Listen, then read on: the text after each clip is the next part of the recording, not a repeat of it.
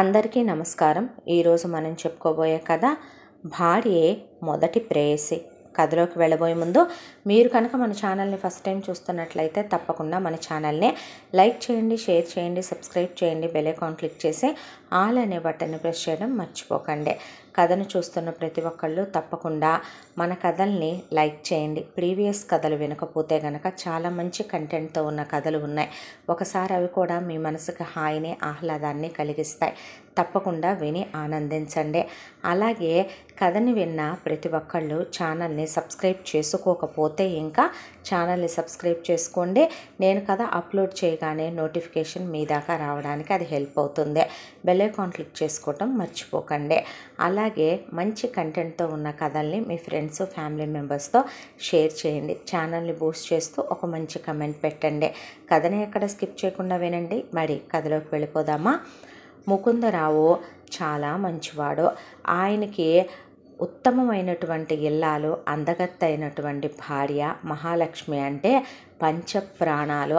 ముకుందరావుకి ఒక్కగానొక్క చెల్లెలు వనజ.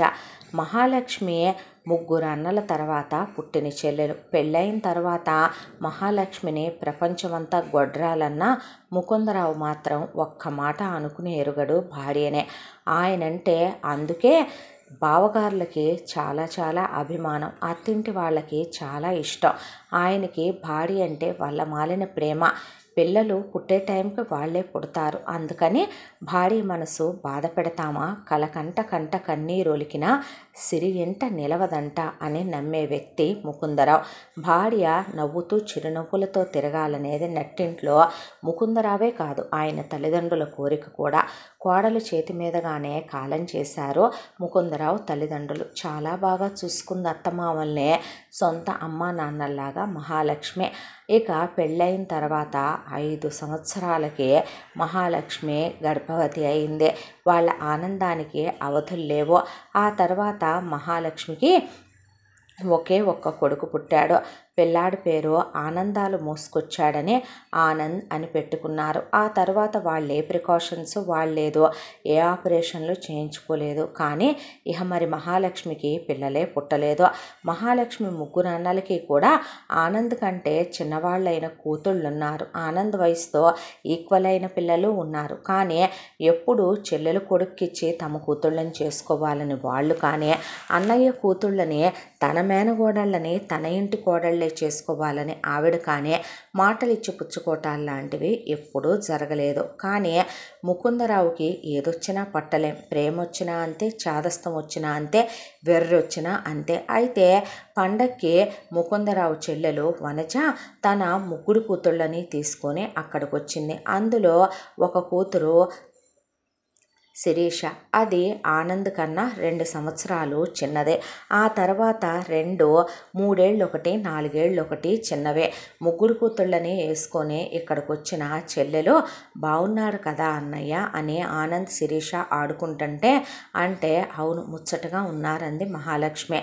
పెద్ద అయిన తర్వాత వీళ్ళిద్దరినీ 3 పెళ్ళాలు చేసేస్తే నా పుట్టింటితో ఉన్న బంధుత్వం, నా పుట్టింటితో ఉన్న రక్త సంబంధం తెగిపోదు కదూ అన్నయ్య అనేసరికి మహాలక్ష్మి, పెద్ద అయిన తర్వాత పిల్లలు చిన్నప్పుడు ఉన్నట్టే ఉంటారా?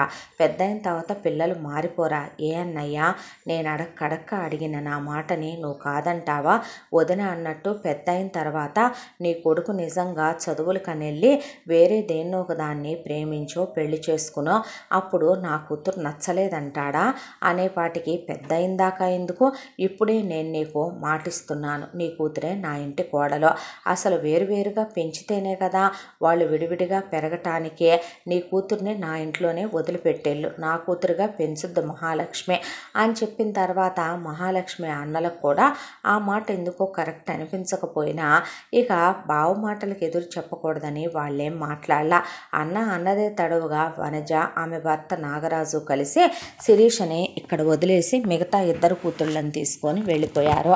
ఆ తరువాత శిరీషని ఆనందని దగ్గరికి పిలిచి, ముకుందరావు భార్యాభర్తలంటే అమ్మ నాలాగా ఉంటారు, అన్న చెల్లెళ్ళంటే అత్త నాలాగా ఉంటారు, మీ ఇద్దరు బావ మరదళ్ళు అంటే కాబోయే భార్యాభర్తలు అమ్మలా నాలా ఉండాలి, ప్రేమగా ఉండాలి, మీ ఇద్దరి మధ్యకి ఎవరిని రానివ్వకూడదు, మీ ఇద్దరు వేరే ఎవరిని ప్రేమించకూడదు అని బుద్ధి లేని బుద్ధి తక్కువ మాటలన్నీ చెప్తుంటే ఎందుకులే బావా చిన్నపిల్లలకి ఇప్పుడే ఆ మాటలు అన్నారు మహాలక్ష్మి అన్నదమ్ములు. ఇప్పటి నుంచే చెప్పాలి బావా, ఇక మొక్కై వంగంది మానై వంగదంటారు పెద్దోళ్ళు, ఇప్పుడే మనం మంచి చెడు నేర్పుకోపోతే ఎలాగా అన్నాడు ముకుందరావు. అన్న తర్వాత కాలచక్ర ప్రవాహంలో పిల్లలు పెరిగి పెద్దవాళ్ళవక ఆగుతారా? అయితే తన కొడుకు విషయంలో మాత్రం కొడుకుని పెద్ద కాలేజీల్లో వేసి పెద్ద పెద్ద చదువులు చదివించాలి, ఒక్క వారసునే ఎక్కడ ఏది తక్కువ కానివ్వకుండా చెయ్యాలి, తినటానికి ఉండటానికి ఆస్తికి లోట కొదవా, దాంతో ఆయన ఇక చాలా బ్రహ్మాండంగా చదివించాలనుకున్నాడు. దానికి తగ్గట్టే ఇక ఆనంద్ కూడా బ్రహ్మాండంగా చదువుతాడు, చాలా చలాకీగా ఉంటాడు, మంచి సెన్స్ ఆఫ్ హ్యూమర్ ఉంటుంది, చాలా అందంగా ఉంటాడు మహాలక్ష్మి పోలికలో. దానికి తగినట్టే ఆకట్టుకునే ఆకర్షణ రూపం తన సొంతం, చాలా మనిషి ఈ ట్రెండ్కి తగినట్టుగా ఉంటాడు ఆనంద్. అయితే చిన్నప్పటి నుంచి నాన్న నీ మరదలే నీ పెళ్ళామని చెప్పటమో, లేదంటే తమ ఇంట్లోనే తన కళ్ళ ముందు పెరగటమో, పెద్ద మనిషి అయినప్పుడు కూడా తన పక్కనే ఉండటమో, ఇక తనకి మరదలకి పెద్ద ఏజ్ గ్యాప్ లేకపోవటమో, మరదలకు కూడా తనంటే ఉన్న ఇష్టమో ఏమో కానీ ప్రపంచాన్నే మర్చిపోయి ఆనంద్ శిరీషని, శిరీష ఆనంద్ని ప్రేమించుకోవటం మొదలుపెట్టారు. ఒక్క ఫిజికల్ అయ్యే సెక్స్ మినహా ఇద్దరు ముద్దులు, హగ్గులు, క్లోజ్గా ఉండటాలు, సరసాలు, సరదాలు, రోజులు, నెలలు, సంవత్సరాలు ఎలా కరిగిపోయి గడిచిపోయాయో కూడా తెలియలేదు. ఆనంద్ది ఇంటర్ అయిపోయింది. ఆ తర్వాత బీటెక్ కోసం అని చెప్పి ఆనంద్ని సిటీకి పంపిస్తుంటే ముకుందరావు శిరీష తెగ ఏడ్చింది. అయితే ఎందుకే ఏడుస్తావు, వాడు చదువుకొని ప్రయోజకుడు కాకపోతే ఇక్కడుండి గేదెలు కాస్తాడా అని ముకుందరావు కొడుకుని సిటీకి పంపిస్తే, నేను రోజు ఫోన్ చేస్తాగా, వీడియో కాల్ చేస్తాగా, అక్కడికి వెళ్ళి ఎవరిని ప్రేమించవుగా, చా నోర్మయ్ అని ఆనంద్ వెళ్ళి నిజంగానే ఆనంద్ అందచందాలకే మాట తీరుకే చాలామంది అమ్మాయిలు అతనికి ప్రపోజ్ చేయటం అలా ఉంచి లెక్చరర్లే తమ కూతుళ్ళనిచ్చి పెళ్లి చేద్దామని అడిగిన నా మరదలుంది సార్ అని నవ్వేశాడు ఆనంద్. అయితే ఇలా ఆనంద్ చదువుకుంటూ ఉండగా శిరీషని డిగ్రీకి మించి చదివించాలనుకోలేదు ముకుందరావు. అయితే అంతకు మించిన చదువు అబ్బే క్యాండిడేట్ కూడా శిరీష ఏం కాదు, అతి కష్టం మీద అత్యవసర మార్కులతో పాస్ అవటమే కష్టం. అయితే ఈలోపు దానికి వంట వార్పు ఇంటి పని అది నేర్పవే, రేపు సిటీలో ఉంటే మనం వెళ్ళేమైనా ఉంటామా, వేరు కాపురం పెట్టుకొని ఉండేది కదా అని ముకుందరావు మహాలక్ష్మితో అనేసరికి ఆవిడ పనులన్నీ నేర్పితే, నువ్వులే అత్త నేనే చేస్తాను, బావకి ఇదంటే ఇష్టం అదంటే ఇష్టం, మావయ్య ఇత్తిను అత్తిను అని ఇంట్లో పిల్లలాగా తిరిగేస్తూ ఉండేది. మహాలక్ష్మికి పుట్టింటి వాళ్ళు ముకుందరావు కట్నం వద్దన్నాడు అనే దాంతో 7 వారాల నగలు పెట్టారు ఆవిడకి స్త్రీధనం కింద. అయితే అవి దీనికే ఇవ్వాలండి రేపు అని ఆవిడంటే, అవి మాత్రమేనా, మా అమ్మ నీకు పెళ్లిలో పెట్టిన నగలేమైనా, అవి కాకుండా దీనికి మనం చేయించినవి ఏమైనా, మళ్ళీ పెళ్లిలో కూడా కొనాలి మర్చిపోకు, ఈ మధ్య డైమండ్స్ ఫ్యాషన్ అయినాయిగా అని వాళ్ళు అవి మాట్లాడుకుంటూ ఉండేవాళ్ళు. ఈలోపు ఆనంద్ది బీటెక్ కంప్లీట్ అయింది, చాలా మంచి మార్కులతో పాస్ అవుట్ అయ్యాడు పెద్ద యూనివర్సిటీ నుంచి. అయితే ఎంటెక్ కూడా చదవరా అంటే, అదేంటి మావయ్య ఇంకా చాలుగా పెళ్లి చేసుకుంటాంగా అంది శిరీష. నోరుమోయ్, పీజీ అవ్వకుండా ఏం పెళ్ళే అంత కంగారు పడిపోతున్నావు అన్నాడు ముకుందరావు. అంటే పర్లేదులే 2 సంవత్సరాలేగా అన్నాడు ఆనంద్. ఆ తర్వాత 2 ఏళ్లలో ఆనంద్ చదువు పూర్తయిపోయింది. పెద్ద ఎంఎన్సీ కంపెనీలో ప్లేస్మెంట్ వచ్చి చాలా పెద్ద మెట్రో సిటీలో జాబ్ వచ్చింది. కొడుకు ఎక్కడ జాబ్ వచ్చిందో అక్కడే రేపు కొడుకు మేనగోళ్ళు కాపురం పెట్టుకుంటారనే దాంతో ముకుందరావుకి ఏమైనా తినటానికి లోట ఉండటానికి లోట ఉంది, ఒక్కగానొక్క కొడుకాయ, వచ్చే ఆదాయం అంతా వ్యవసాయం మీద ఎక్కడికి పోతుంది. దాంతో కొడుక్కి కింద 2 బెడ్రూమ్లు, హాలు, కిచెను, పైన 2 బెడ్రూమ్లు ఉండే విధంగా డ్యూప్లెక్స్ అపార్ట్మెంట్ కొనిచ్చాడు కొడుక్కి. అయితే ఇప్పుడే వద్దు, నువ్వు అందులో కాపురం పెట్టొద్దు, మేనగోడలతో పెళ్ళయ్యాక గృహప్రవేశం చేసుకొని అప్పుడు ఎల్లుగా నా ఇంట్లో కానీ తాళాలేసి ఇల్లంతా క్లీన్ చేయించి ఫర్నిషింగ్ చేయించి ఇది ఉంది ఇది లేదు అనకుండా అన్ని రకాలు కొని ఆ ఇంట్లో పెట్టేసి ఇల్లు క్లోజ్ చేసేసారు.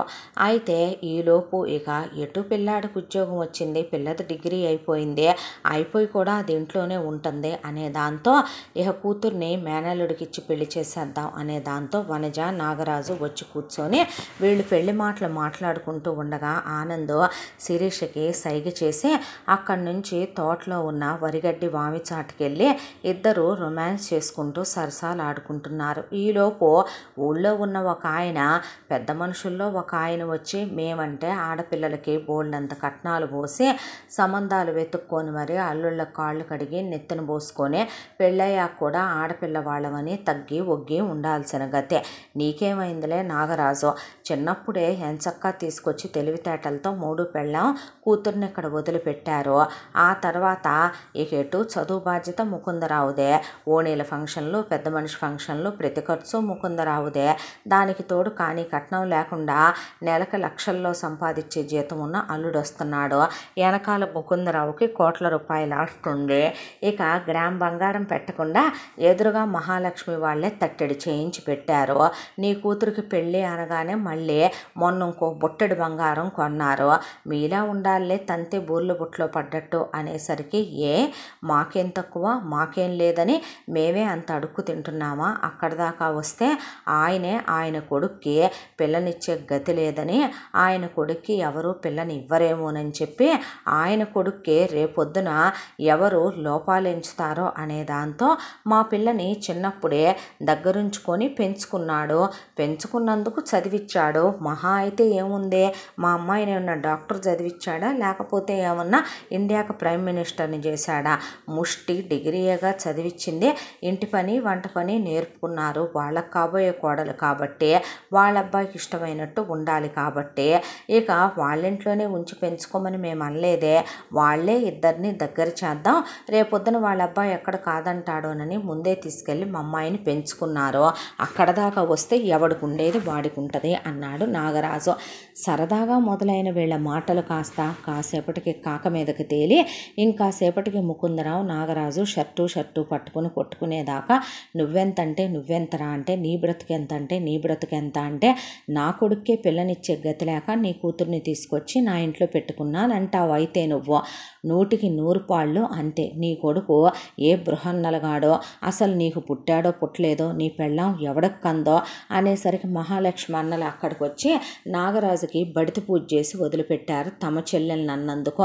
అనేసరి నా పెళ్ళాన్నే అంటావురా, పెళ్ళైన 5 ఏళ్లకు పుట్టిన బంగారు రత్నం వాడంటే 5 ఏళ్లకి నీకే పుట్టాడని గ్యారంటీ ఏంటి అనేపాటికి వనజ కూడా మా ఆయన్ని నువ్వు నీ ఇష్టం వచ్చినట్టు మాట్లాడొద్దన్నయ్యా అంటే చెల్లెలు దవడ బగలు కొట్టాడు ముకుందరావు. నా పెళ్ళాన్నే కొడతావట్రా, పెళ్లి చేసి పంపించిన తర్వాత ఆడంగి వెదవా అని మాట పెరిగిపోయి ముకుందరావు కూడా నాగరాజు మీద చేయి చేసుకొని నాగరాజు వాళ్ళ వైపు జనాలు ముకుందరావు వాళ్ళని ఇచ్చేసి పెద్ద గొడవ అయిపోయిన తర్వాత నీ చెల్లెలు పోయిన రోజున కూడా నువ్వు పసుపు కుంకాలు తీసుకొని నా గడప తొక్కొద్దు, నువ్వు పోయిన రోజు నీ శవాన్ని చుట్టానికి కూడా నీ చెల్లెలు నీ ఇంటికి రాదు. అవును ఇదేదే అన్నాడు నాగరాజు. అనేసరికి పనమ్మాయి పరిగెత్తుకుంటా పొలంలోకి వెళ్ళి ఆనంద్ బాబు శిరీషమ్మ అని పరిగెత్తుకొస్తే ఏమైందే అంటే మీ పెళ్ళి ఆగిపోయింది బాబు, ఇలా గొడవ అయిపోయింది, నానా మాటలు అనుకుంటున్నారు మీ నాన్నగారు వీళ్ళ నాన్నగారు, కొట్టుకున్నారు కూడా బాబు అనేసరికి పరిగెత్తుకుంటూ వెళ్ళేసరికి ఎక్కడికి వెళ్ళావే అని శిరీషన్ అంటే బట్టలు సర్దు అంది వనజ. ఎక్కడికి అంటే మన ఇంటికి, నేను చూసిన వాడిని చేసుకుందు కానీ పద, నేను బావనే ప్రేమించా బావనే చేసుకుంటానంటే కొడితే నోట్లోంచి బ్లడ్ పడిపోయింది శిరీషకి. కొట్టబాకు మామయ్య అంటే ఎవడ్రా నీకు మామయ్య, అది కాదత్తా వద్దులే బాబు, మీ నాన్న ఇంటికి పిలిచి బాగా సన్మానాలు చేశాడు అనేపాటికి నాన్న నువ్వు కూడా ఏంటి నాన్న అలా మాట్లాడటం, చిన్నప్పటి నుంచి నీ మరదలే నీ పెళ్ళాం, నీ మరదలే నీ లోకమని ఇప్పుడు ఇలా మాట్లాడుతున్నావంటే దాంతో పడక పంచుకున్నావా ఏంట్రా నాన్న, నేను ఇంకా అంత దిగజారిపోలేదు నాన్న, మరి దాంతో ఏమైనా శారీరక సుఖాన్ని పొందావా, నీ జిరాక్స్ నీ ప్రింటౌట్లు ఏమైనా దాని కడుపులో పెరుగుతున్నాయా, నేలబారు మాటలు మాట్లాడి నేలబారు పనులు చేశావనుకో తల తీసేస్తానని కొడుకును పడేసి తుక్కురాగొట్టి లోపల గదిలోకి విసిరేశాడు ముకుందరావు. ఆ తర్వాత శిరీషను లాక్కొని వాళ్ళ అమ్మా నాన్నలు అక్కడి నుంచి వాళ్ళ ఊరు వెళ్ళిపోయారు. కూతుర్ని తీసుకెళ్ళి కొట్టి తిట్టి మేము సస్తామని చెప్పి ముకుందరావే మమ్మల్ని కొట్టాడు, తిట్టాడు, నానా మాటలు అన్నాడు, అవమానించాడు. వాడి కొడుకు స్థాయికి, స్తోమతకి, స్థితికి నువ్వు సరిపోవన్నాడు. మేము అడుక్కు తినేవాళ్ళం అన్నాడు. కూతుర్ని ఎంతకాలం వాడింట్లో ఉంచి తార్చామన్నాడు. చివరికి కొడుక్కి సుఖం అందించినందుకే నిన్ను కోడల్ని చేసుకుంటున్నానన్నాడు అని ఇష్టం వచ్చినట్టు మాట్లాడితే మీ అమ్మని అడగంటే నా మంగళసూత్రాల మీద బొట్టమ్మ, నా అన్నాన్ని నేను వెనకేసుకురాను, ఇలా చాలా మాట్లాడారని శిరీషకు చెప్పుకొచ్చింది వనజ. అయిపోయిన తర్వాత మడతలే గుర్తు రావటంతో ఆనంద్ ఉండలేకపోతున్నాడు, పిచ్చోళ్ళ తయారయ్యాడు. దాంతో మేనమామలు జరిగిందేదో జరిగిపోయింది నాన్న, గతాన్ని గతంలోనే వదిలేయాలి. జీవితంలో చాలా చాలా అనుకుంటాం, అనుకున్నవన్నీ జరగవురా. మన జీవితంలో దేవుడు ఏదో రాస్తే మరొకటి ఏదో చెయ్యాలనుకుంటారో. మీ నాన్న లాంటి పిచ్చి మనుషులు, అవన్నీ పట్టించుకోకు నాన్న నువ్వు అని పిల్లాడికి ధైర్యం చెప్తే ఉండలేకపోయాడు. నిజం చెప్పాలంటే ఆనంద్ శిరీషను వదిలే.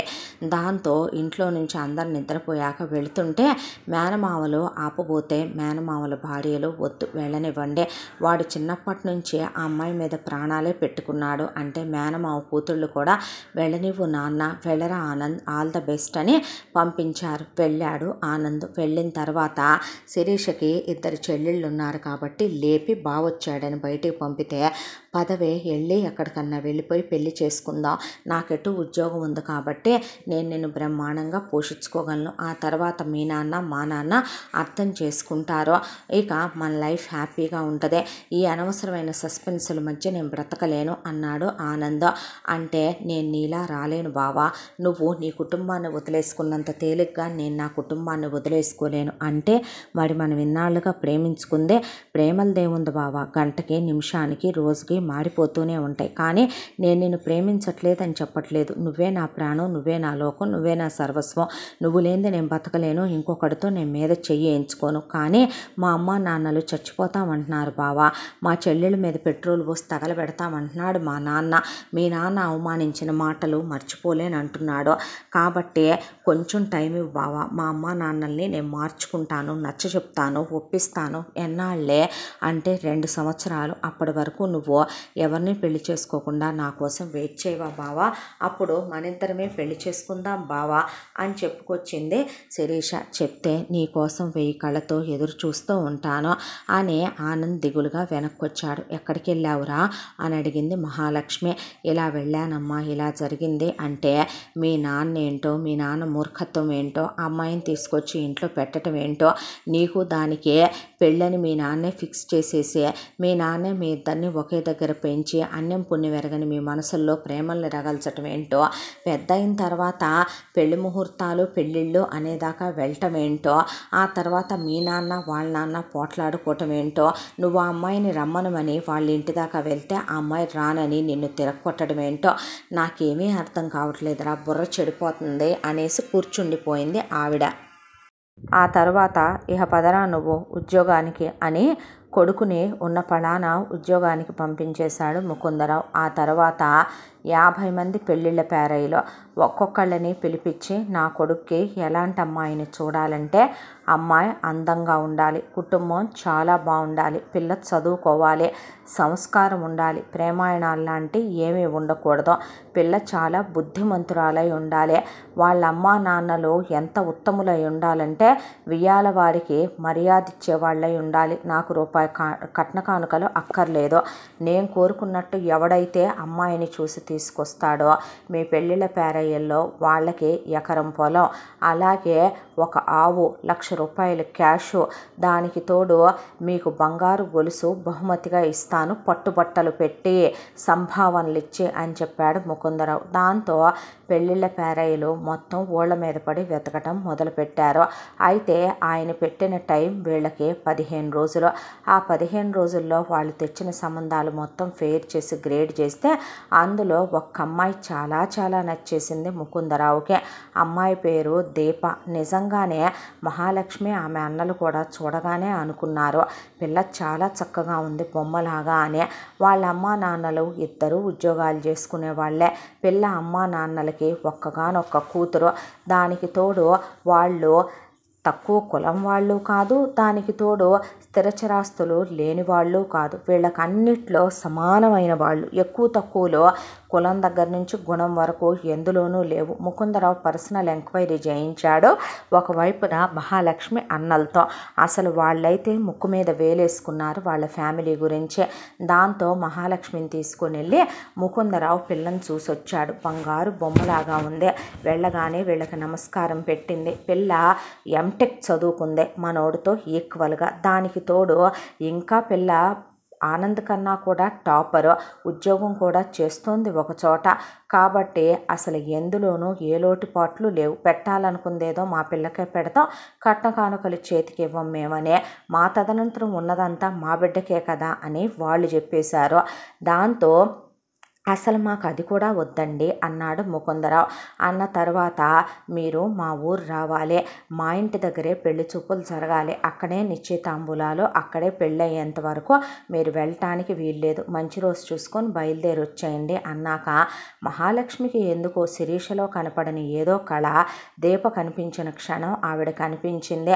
దానికి తోడు దీప ఏమంట అడుగు పెట్టిందో గోమాతకి లేగదూడ పుట్టిందని, ఇక ఆ తర్వాత వాళ్ళకి ఒక్కసారిగా పొలం పక్కన హైవే పడిందని, కోర్టులో ఎప్పటి నుంచో నలుగుతున్న కేసు ముకుందరావు గెలిసే ఆస్తి వీళ్ళకే వచ్చిందని, ఇలా చాలా రకాలైనటువంటి శుభవార్తలే వినపడ్డాయి వాళ్ళకే.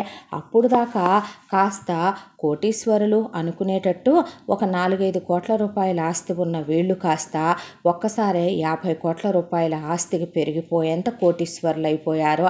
దానికి తోడు మహాలక్ష్మి పొలం రేటు పెరిగిపోయింది. ఆవిడ అన్నలు కూడా ఒక్కసారిగా అప్పటి వరకు సామాన్యంగా ఉన్న జీవితాలన్నీ తిరగబడిపోయినట్టు అనిపించి ఉన్నత స్థితిలోకి వెళ్ళిపోయినట్టు అనిపించి బిడ్డొచ్చిన వేళ గుడ్డొచ్చిన వేళ అంటారు.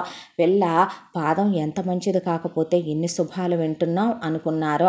ఆ తరువాత మహాలక్ష్మికి ఎందుకో ఆ అమ్మాయి మాట తీరు నడవడిక చలాకీగా ఉండే పిల్ల, అమాయకుమైనటువంటి ఆ పిల్ల చూపు మాట తీరు ఆవిడ్ని కూడా చాలా కట్టేశాయి. ముకుందరావుకి అయితే తెగ నచ్చేసింది కోడలు. దాంతో ఇక తిరిగి వచ్చిన తర్వాత ఆనందని పిలిపించాడు ఆయన. ఆనందని పిలిపిస్తే ఆనంద్ వచ్చాడు.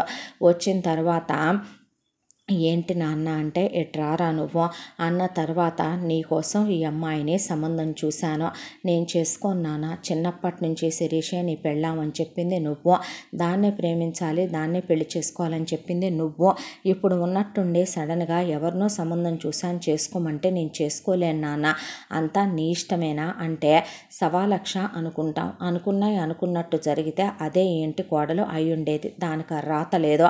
అలాంటప్పుడు దాని బాబు నన్ను అవమానించి వెళితే నా అవమానం నీ అవమానం కాదా ఏంట్రా, నువ్వు నన్ను మీ అమ్మనే కాదనుకొని వెళ్ళేటట్టయితే మా ఇద్దరి శవాలే దాటెళ్ళాలి, నా ఇంటి పేరు నువ్వు మోయటానికి వీల్లేదు, దాని మీద అంత తపన పడిపోతున్నావు, దాంతో కాలు జారావా, దానికి ఏమైనా కడుపు చేశావా నాన్న, ప్రమాణం చేసి చెప్తున్నాను అమ్మ మీద నీ మీద, సరదాగా ఉన్నమాట నిజం, ఏదో ముద్దు ముచ్చట్లంటే ఒప్పుకుంటాను కానీ తనని ప్రేమించానంటే ఒప్పుకుంటాను కానీ ఏ రోజు హద్దులు దాటలేదు నాన్న అన్నాడు ఆనంద్. అయితే ఈ పిల్లని చేసుకో, ఈ పిల్లకి ఏం తక్కువరా, నీకన్నా టాపర్ ఈ పిల్ల, బంగారు బొమ్మలాగా ఉంది, బాగా చదువుకుందే పిల్ల, వాళ్ళ కుటుంబం మంచిది, మన కులమే, ఏ స్థితిగతులకి ఏ లోటు లేదు, ఇక పిల్ల ఉద్యోగం కూడా చేస్తోంది, మేము పర్సనల్ ఎంక్వైరీ కూడా చేసాం అల్లుడు, పిల్ల చాలా మంచిదంట, పిల్ల హస్తవాసి, పిల్ల పాదం పెట్టిన చోటు కూడా శుభాలే జరిగినాయి మాకన్నీ కూడా ఈ నెల రోజులుగా, నువ్వు కాదంటానికి వీల్లేదు అంటే ప్లీజ్ నాన్న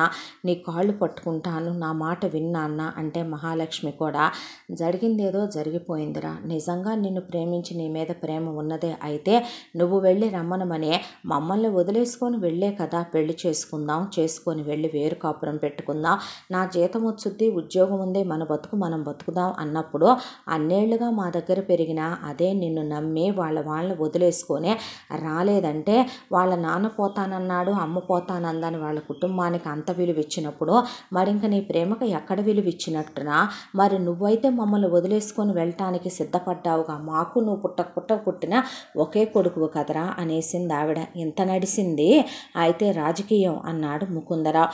అన్న తర్వాత అది కాదు నాన్న, అనవసరం రా, వింటావా వినవా అని నేను విన్నాం అనేసరికి అల్లుడు ఎందుకురా వాదిస్తావు అంటే పర్లేదు బావా వాదించనివ్వండే అని గదిలోకి వెళ్ళి పరువు పోయిన తర్వాత నేను బ్రతికి అనవసరం నా చొక్కా పట్టుకొని నా మీద చెయ్యెత్తి నా నాగరాజు గారి కూతుర్ని ఇప్పుడు నీ కోసం నన్ను వెళ్ళి అడుక్కొచ్చి పెళ్లి చేయమంటావు వాడే నా ఇంటికి వచ్చి నా కాళ్ళు పట్టుకొని వాడి కూతుర్ని నా ఇంట్లో వదిలిపెట్టి నా ఆస్తిపాస్తుల కోసం ఇక్కడ పెట్టి పెంచిన తర్వాత అది నా చెల్లెలైనా సరే నేను తమ్ముడు తనవాడైనా న్యాయమే మాట్లాడతా అసలు ఆ రోజు నా తప్పేమీ లేకుండానే వాడు రెచ్చిపోయి మాట్లాడి చిన్న విషయాన్ని పెద్ద చేసి గోటితో పోయేదాన్ని గొడ్డల దాకా తెచ్చింది వాడు అలాంటిదే నేనేదో తప్పు చేసినట్టు శిక్ష నన్ను వేసుకోమంటే నిన్ను కన్నందుకే శిక్ష వేసుకుంటామని ఉరితాళ్ళు మెడకు బిగించుకొని మహాలక్ష్మి కాలు కింద స్టూల్ తన్నేసుకున్నాడు ఆ తర్వాత కిందకి దించితే పురుగుల మందు తీసుకొని ఆవిడికి గ్లాసులో పోసి తాగవే అంటుండగా వింటాను నాన్న నువ్వు చెప్పినట్టే వింటాను నువ్వు చెప్పిన అమ్మాయిని చేసుకుంటాను అయితే వెధవ మొహం వేసుకొని ఉండకు అమ్మాయి వాళ్ళు 2 రోజుల్లో రాబోతున్నారు ఇక్కడే ఉన్న మన బంధువులు ఇల్లు విడిదికి తీసుకున్నాను అమ్మాయి నీతో మాట్లాడాలంటుందే పెళ్ళి ఇష్టం లేదని కానీ జరిగిపోయిన పురాణాల గురించి కానీ ఆ అమ్మాయి దగ్గర ఎత్తినట్టున్నావో మీ అమ్మ నేను మిగలవురా నీకు అలా కాకుండా నువ్వు ఆ అమ్మాయితో మనసు విప్పి మాట్లాడు ఆ అమ్మాయితో నువ్వు క్లోజ్గా ఉండాలి అర్థమవుతుందా అన్నాడు ముకుందరావు అలాగే నాన్న అన్నాడు ఆనంద్ అమ్మాయి వాళ్ళు రానే వచ్చారు ముందు వాళ్ళ అమ్మ నాన్న ఆనంద్ని చూసి చాలా మురుసుకున్నారు ఆనంద్ మాట్లాడే మాటలకే ఆ తర్వాత నేను ఒకసారి తనతో మాట్లాడొచ్చా అంకుల్ అని అడిగితే అంకుల్ ఏమిటమ్మా మామయ్య అని పిలు అన్నాక మీ అబ్బాయితో మాట్లాడాక తప్పకుండా పిలుస్తాను అంది దీప ఆ తర్వాత ఆనంద్ దీప ఒక దగ్గర మాట్లాడుకుంటుంటే ముకుందరావు అంత దూరంలో కిటికీలో నుంచొని ఉన్నాడు ఆయన నేను మీకు నచ్చానా అండి ఏమీ లేదు నాకు చాలామంది ప్రపోజ్ చేశారు కానీ నాకెవరూ కరెక్ట్ అనిపించలేదండి నాలాగే అందరూ ఉండాల్సిన అవసరం లేదు కదా మీరు పెద్ద కాలేజీలో చదువుకున్నారని విన్నాను మీకు అక్కడ ఎవరితోనైనా ప్రేమల్లాంటివి బ్రేకప్ లాంటివి ఉంటే ఓపెన్గా చెప్పండి ఒక విషయం చెప్పమంటారా మీ ఫోటో చూడకముందే మిమ్మల్ని చూడకముందే మీరు నచ్చేశారు ఎందుకంటే మీ నాన్నగారి మాట తీరు మీ అమ్మగారి సాంప్రదాయం సంస్కారం మమ్మల్ని కట్టిపడేశాయి దాంతో మీ అమ్మా నాన్నల్ని చూస్తే మా అమ్మా నాన్నలు అనిపించేశారు నాకు దాంతో మీతో నా జీవితం బాగుంటుంది అనిపించే ఇక్కడ దాకా వచ్చాను నేను అని మీకోసం నేను గిఫ్ట్ తీసుకొచ్చాను అని వ్యాలెట్ ఇచ్చింది దీప తీసుకొని థ్యాంక్స్ అన్నాడు ఆనంద్ ఆ తర్వాత ఎవరినైనా ఇష్టపడ్డారా అలాంటిదేమీ లేదు నాకు ఎవరూ కరెక్ట్ అనిపించలేదన్నాడు ముకుందరావు వైపు చూస్తూ ఆ తర్వాత ఇక నన్ను ఇష్టపడి పెళ్లి చేసుకుంటున్నారుగా ఎవరి బలవంతం లేదు కదండి మీకు నేను నచ్చానుగా మనసా వాచా కర్మణ ప్రమాణం చేసి చెప్పండి మీ అమ్మా నాన్నల మీద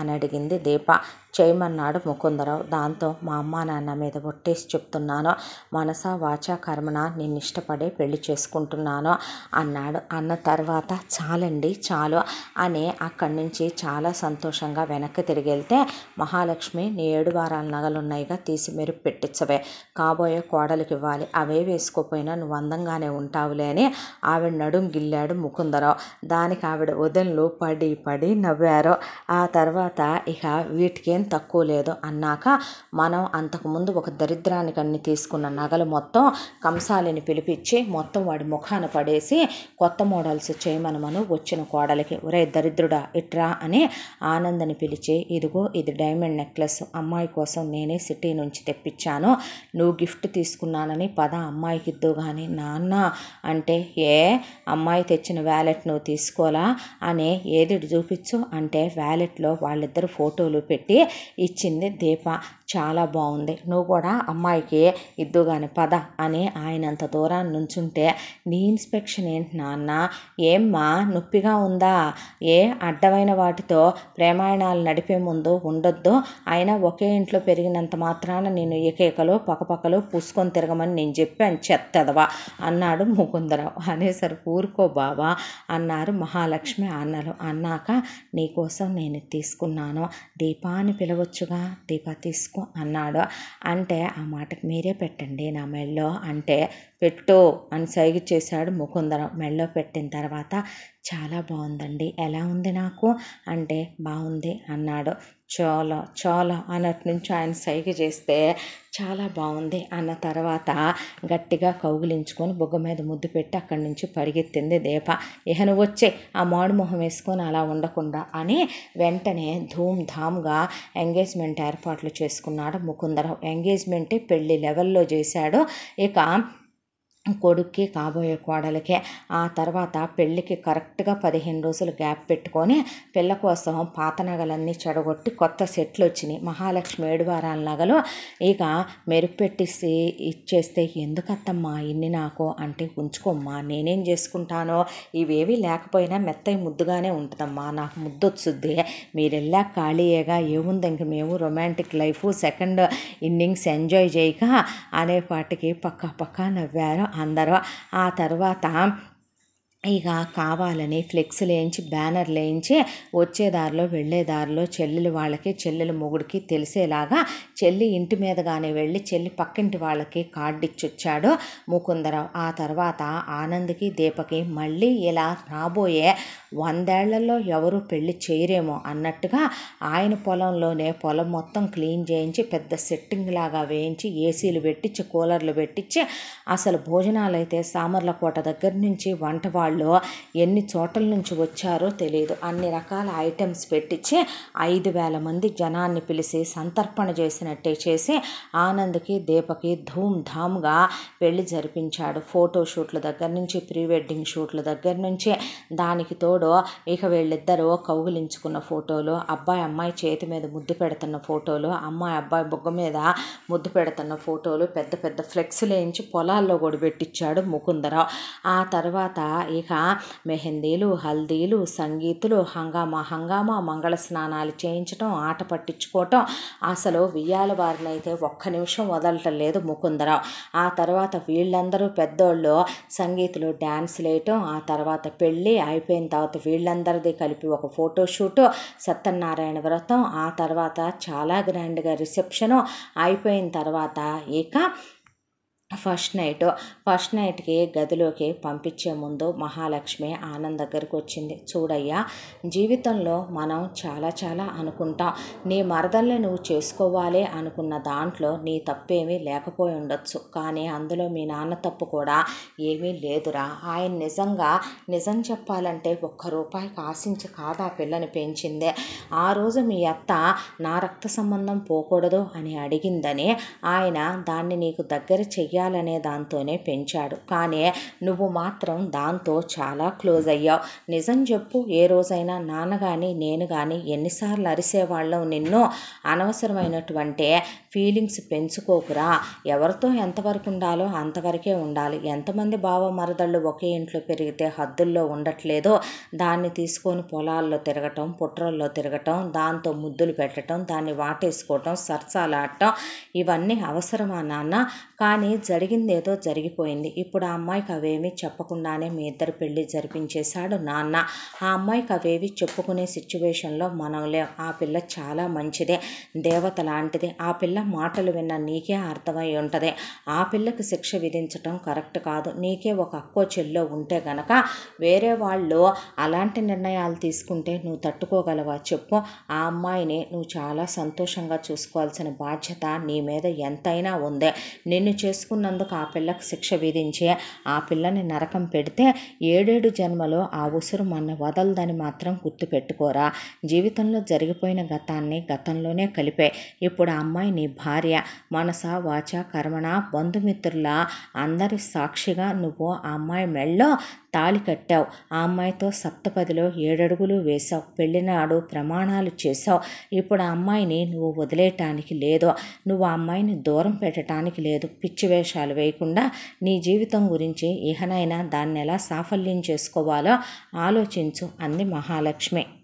ఈలోగా మహాలక్ష్మి అన్నయ్య అక్కడికి ఒక ఆయన వస్తే, మీ మామయ్య కూడా కాలేజీ రోజుల్లో ఒక అమ్మాయిని ఇష్టపడ్డాడ్రా. తర్వాత మా నాన్నకి వాళ్ళ నాన్నకి కుదరక మామయ్యకి అమ్మాయిని ఇచ్చి పెళ్లి చేయటం కుదరలా. ఆ అమ్మాయి ఆ తర్వాత పెళ్లి చేసుకొని వేరే వాడినే బాగానే ఉంది. మామయ్య ఆ తర్వాత పెళ్ళే వద్దన్నాడు. బలవంతంగా మా నాన్న మీ అత్తయ్యకి ఇచ్చి పెళ్లి చేశాడు. ఆ రోజున మీ అత్తయ్య జీవితానికి శిక్ష ఇయ్యొద్దనే చెప్పాడు మా నాన్న. వాళ్ళిద్దరూ కలవటానికి 1 నెల 2 నెలలు టైం పట్టింది. ఆ తర్వాత మీ అత్తయ్య అంత మంచిదాన్నే మీ మావయ్య మిస్ చేసుకోవాలనుకోలేదు. ఎవరెవరితో జీవితం ఎవరికి ఎలా రాస్తాడో పైవాడిష్టం, నిర్ణయించడానికి మనమెవరో అనేసి మహాలక్ష్మి వెళ్ళాక ఆవిడ అన్నలు ముగ్గురు వచ్చి, చూడరా మా కూతురు లాంటిదే ఆ అమ్మాయి కూడా, మా కూతుళ్ళని పెళ్లి చేసుకోమని నిన్నెప్పుడూ అనలేదయ్యా. ఎందుకంటే నిన్ను మా కొడుకుతో సమానం అనుకున్నాం కాబట్టే. కానీ ఆ పిల్ల ఏం తప్పు చేసింది అనుకున్నావు? నీ మరదల్ని చేసుకున్నామని. జరగలేదు కదా. కుటుంబాల మధ్య వచ్చిన విభేదాలకి పిల్లలు నలిగిపోవటమే తప్పు. ఇప్పుడు నీ జీవితాన్ని నువ్వు చీకటిమయం చేసుకోకూడదు. గతాలు ఎప్పుడు గతాల్లోనే ఉంటే మంచిదే. అనవసరమైన విషయాలు పెదవి దాటకుండా ఉంటే మంచిది. ఆ అమ్మాయితో నువ్వు తృప్తిగా జీవితాన్ని అనుభవించి నీ కొత్త జీవితానికి నువ్వు స్వాగతం పలకాల్సిన సమయం ఇదే అనేసి వెళ్ళారు వాళ్ళు. తర్వాత ముకుందరావు, నేను తన మీద చెయ్యను, జరిగిపోయిన పాస్టుల గురించే నేను కూర్చొని దిగులు పడతాను, నేనేదో ప్రవరాఖ్యుణ్ణి, నేనేదో సత్యహరిశ్చంద్రుణ్ణి అని వెధవేషాలు వేశావనుకోరా, నా సంగతి నీకు బాగా తెలియదు. ఆ అమ్మాయి మనసే బాధపడ్డ క్షణం, ఆ పిల్ల కంట్లో నుంచి ఒక కన్నీరు వచ్చిన క్షణం నిన్ను నరికేసి ముక్కలు ముక్కలుగా మీ అమ్మని చంపేసి నేను చచ్చిపోతా. నా గురించి నీకు బాగా తెలుసరే. నువ్వు ఒకటి తెలుసుకో. ఏంటో తెలుసా? ప్రేమ ఎప్పుడూ ఒకళ్ళదే కాకూడదురా, ఇద్దరిదే కావాలి. ఆ విషయంలో నాది తప్పు ఉంది. నిజానికి నేను మీ ఇద్దరూ ఒకళ్ళనొకళ్ళు ప్రేమించుకుంటున్నారు, అభిమానించుకుంటున్నారు అనుకున్నాను. కానీ చివరికేంటో ప్రేమ నీదే మిగిలిపోయింది. నువ్వు రమ్మన్నా నీ మరదలు రానంతగా. నాకు తెలియదు అనుకోకు, నువ్వు వేసిన నాటకాలన్నీ నాకు తెలుసు. కానీ ఇప్పుడు మాత్రం ఆ అమ్మాయితో నువ్వు సుఖంగా సంతోషంగా ఉండి తీరాలి. ఆ అమ్మాయి ఒంటి మీద చెయ్యేసి కాపురం చేయాలి. నేను వాకిట్లోనే కూర్చుంటున్నానని ఆయన కుర్చీ వేసి కూర్చుంటే, ఎందుకండి రండి లోపలికి, అబ్బాయి వాళ్ళు వెళ్ళిపోయాక ఎటు రోజు నీ ఒంటి మీద నేను చెయ్యనేంటే, ఇప్పుడు మాత్రం కాస్త పనుంది ఆగు, మడి నన్ను వదిలి అస్సలు ఉండదు మీ చెల్లెలు అనేపాటికి ముదరష్ట కూడా. నేను అందుకు రమ్మన్నాను నిన్ను. పిల్లాడి గది ముందు ఏంటి నువ్వు ఈ కాపలా అని గదు రమ్మన్నాను. నీ కొడుక్కి నా కాపలా ఉండాలే కానీ నువ్వు బదా అన్నాడు. ఆవిడ వెళ్ళి పడుకుండిపోయింది. అందరూ పడుకున్నాక ఆయన అలా పడుకుంటే ఆలోచించుకున్నాడు ఆనంద్ కూడా. అమ్మ అన్న మాటలే పదే పదే గుర్తుకొచ్చాయి. మామయ్యలు అన్న మాట గుర్తొచ్చింది. నిజమే కదా, ఏ పాపం పుణ్యం ఎరగని దీపేం తప్పు చేసిందని దీపక శిక్ష విధించడానికి తప్పు చేసింది ఏదైనా ఉందంటే ఈ విషయంలో అది తనదే. నిజమే, మరదల్ని ఇంట్లో పెంచినంత మాత్రాన మరదలతో చనువుగా ఉండక్కర్లేదు కదా. కానీ మనసు కదా మాట వినలేదు, వయసు కదా తొందర పెట్టిందే. దానికి తోడు శిరీష ఓవర్ క్లోజ్గా ఉండటంతో తను కాస్త అతిగా ప్రవర్తించిన మాట నిజమే. కానీ తను ఏ రోజు అదుపు తప్పి హద్దులు దాటి సెక్స్ వరకు వెళ్ళలేదన్నదే నిజం. కానీ ఇప్పుడు అవన్నీ మనసులో పెట్టుకొని దీపకు దూరంగా ఉండి దీపకు శిక్ష విధించకూడదు అని ఆమెతో క్లోజ్ అవ్వాలనే అనుకుని గదిలోకి వెళ్ళాడు. వెళ్ళగానే దీప పాల గ్లాస్ ఇస్తే తాగి ఆమెకి తాగిచ్చాడు. ఆ తర్వాత హక్ చేసుకున్నాడు, నుదురు మీద ముద్దు పెట్టుకున్నాడు. ఆనంద్ అలా కూర్చుంటే దీప ఆనంద్ గుండెల మీద పడుకుంది. ఈలోపు ధడ్మని సౌండ్ వచ్చింది. శిరీష తన ఊరు నుంచి వచ్చి వీళ్ళ గోడ దూకేసి లోపలికి వచ్చింది. వచ్చి ఆనంద్ దీపను పడుకోబెట్టుకోవటం అన్నీ కిటికీలో నుంచి చూసి అక్కడున్న గంగాళం ఒక తన్ను తన్నింది. దాంతో ఏమైందని దీప ఉలిక్కిపడి లేచింది. నేను చూసొస్తాను నువ్వు ఉండు అని ఆనంద్ డోర్ తీసుకుని బయటికి వెళ్ళాడు, వెనక డోరు.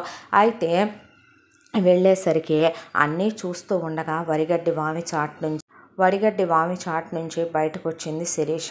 నువ్వేంటి ఇక్కడ అన్నాడు ఆనంద్. నన్ను మర్చిపోయావా బావా? హ్యాపీగా పెళ్లి చేసుకున్నట్టున్నావు, చాలా సంతోషంగా ఫ్లెక్స్లు బ్యానర్లు చూస్తే తెలుస్తుందిలే. నన్ను మర్చిపోయావు కదో, మన ప్రేమను మర్చిపోయావు కదో, తనతో హ్యాపీగా నువ్వు కలవటానికి సిద్ధమైపోయావు కదో. ఏం చేయాలో నాకు అర్థం కావటం లేదో. ఇప్పుడు ఒక్కటే నాకు అర్థం అవుతుంది, నా కర్తవ్యం తన మెళ్ళలో 3 ముళ్ళు వేసినందుకు తనకు నేను ద్రోహం చేయకూడదని. కానీ బావా ఒక్కటి మాత్రం చెప్తున్నాను, మనసా వాచ కర్మణ నేను నిన్నే ప్రేమించాను. నువ్వు తప్ప వేరే మగాడు నా ఒంటి మీద చెయ్యి వేయటం అంటూ జరిగితే కనుక అదే నేను పోయిన రోజునే జరగాలి. ఇక మన ఊరి గ్రామదేవత మీద ప్రమాణం చేసి చెప్తున్నాను, నిన్ను కాకుండా నేనెవరినైనా పెళ్లి చేసుకుంటే నా కాళ్ళు చేతులు చచ్చుబడిపోవాలి, నేను మంచం పాలైపోవాలి, నేను లేవకుండా పోవాలి, మహమ్మారి నన్ను మింగేయాలి. కానీ నువ్వు మాత్రం నన్ను మర్చిపోయి ఇంకొక ఆడదాన్ని తాకితే నేను ఊరుకుంటాను అనుకుంటున్నావా? నేను ఎన్ని ముద్దులు పెట్టాను, ఎన్ని హగ్గులు ఇచ్చానో. భార్యాభర్తలుగా ఒక్క పడక సుఖం మినహా మనం ఏ రోజు దూరంగా ఉన్నాను చెప్పు? మన ప్రేమని నువ్వు మర్చిపోయి తనతో నువ్వు ఒక భర్తలా ఉంటే నేను భరించను, సహించను బావా. నేను చచ్చిపోతాను. నువ్వు నన్ను చంపుకు తిన్నంత ఒట్టే బావా. నీకు ఇది కలకాలం గుర్తుండాలి. నీకు ప్రతిరోజు నేను అన్నమాట గుర్తొస్తూనే ఉండాలి. నువ్వు తనను తాకటానికి వీల్లేదు. తన తాకిన మరుక్షణం నేను పోతానని నువ్వు గుర్తుపెట్టుకోవాలి. నాన్న మా ముగ్గురిని వేరే ఊరు పంపిస్తున్నాడు. ఇక మళ్ళీ నేను నీకు కనపడతానో కనపడనో అని ఒక్కసారి నీ చెయ్యవవు అని అడిగితే ఆనంద్ చెయ్యిస్తే కట్టె కణకణ మండేది తీసుకొని బయట చలిమంటేసిన కట్టె ఆనంద్ చేతి మీద పెట్టేసింది శిరీష.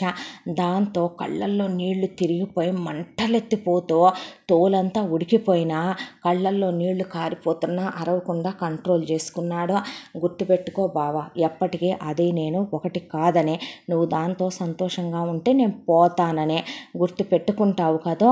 మన ప్రేమ మీదొట్టు, నా మీదొట్టు అని గోడ దూకి వెళ్ళిపోయింది శిరీష. దాంతో ఆనంద్కి ఏం మాట్లాడాలో అర్థం కాక అలా నిలబడిపోయి లోపలికి వచ్చి చెయ్యి వెనక్కి పెట్టుకున్నాడు. ఏమైంది అంది దీప. ఏం లేదు, ఈరోజు వద్దులే అంటేను పర్లేదు, వద్దంటే వద్దు, ఏం కొంపలారిపోయినాయి అని బయట ఏదైనా. అలాంటిదేమీ లేదు అని లైట్ ఆఫ్ చేసి పడుకుండిపోతే దీపక్ కనిపించలేదు ఆనంద్ చెయ్యి. తెల్లారు లేసేసరికి చెయ్యి అంతా వాచిపోయి నీటి బొబ్బలాగా ఎక్కేసి తోలంతా కలర్ చేంజ్ అయిపోయి దీపకి భయం వేసి అయ్యయ్యో చెయ్యి కాలిపోయిందే దేవుడా అని పిచ్చిదానిలాగా ఆ రూమ్ అంతా వెతికితే ఫస్ట్ ఎయిడ్ బాక్స్ కనపడలా. గబగబా తలుపు తీసుకొని బయటకు వచ్చిన కోడలను చూసి పిల్ల పువ్వల్లే ఉంది, కాస్తన్నా నలగలేదు. ఆయనకి అర్థమైపోయింది రాత్రి ఏమీ జరగలేదని. దాంతో ఏంటమ్మా అంటే చెయ్యి కాలిపోయింది మామయ్య, ఫస్ట్ ఎయిడ్ బాక్స్ కోసం వెతుకుతున్నా అని చెప్తే ఎలా కాలిందమ్మా? ఏమో తెలీదు, పడుకుండిపోయాడు ఆనంద్ అని చెప్తే నువ్వు ఇట్రా తల్లి అన్న తర్వాత ఫస్ట్ ఆయన వెళ్ళాడు లోపలికి. అసలు పువ్వుల్లే ఉన్నాడు కొడుకు, పక్కింత చెదర్లా, ఒక్క పువ్వు నలగల. దాంతో పెట్టి నాగరత్తులు మాత్రమే అలా వాటి డ్యూటీ కంప్లీట్ చేసుకున్నట్టు నుసిని మిగిల్చాయి అక్కడ.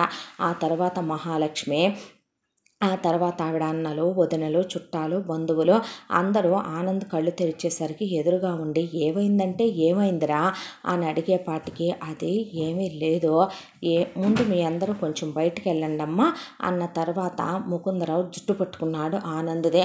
వెర్రి వెధవ వేషాలు అమ్మాయికి దూరంగా ఉండాలని వేశావా నువ్వు? నేను తనకు దూరంగా ఉన్నానని నీకెవరు చెప్పారు? అబ్బే నీ అమ్మ ఒంటి మీద నేను చెయ్యకుండానే, నీ అమ్మతో నేను కాపురం చేయకుండానే, 5 ఏళ్ళు నువ్వు పుట్టకపోయినా నీ అమ్మని నేను ఒక మాట అనకుండానే నువ్వు పుట్టుకొచ్చేసానంటావు. అరే గుడ్డొచ్చి పిల్లనెక్కిరిచ్చిందంటారు చూసావా? అలా వెర్రి వేషాలు వేయకుండా ఏంటి ఈ చేతి మీద ఇదే ఏంటి అలా కాల్చుకుంటే శోభనం చేయను అనుకుంటున్నావా అంటే అదేమీ లేదు నాన్న, బయట శబ్దం వస్తుందని రాత్రి బయటికి వెళ్ళి చూస్తే అనుకోకుండా కాలు జారి కట్టిలా చేతి మీద అంటుకుంది. దాంతో మంటొచ్చేసింది నాన్న.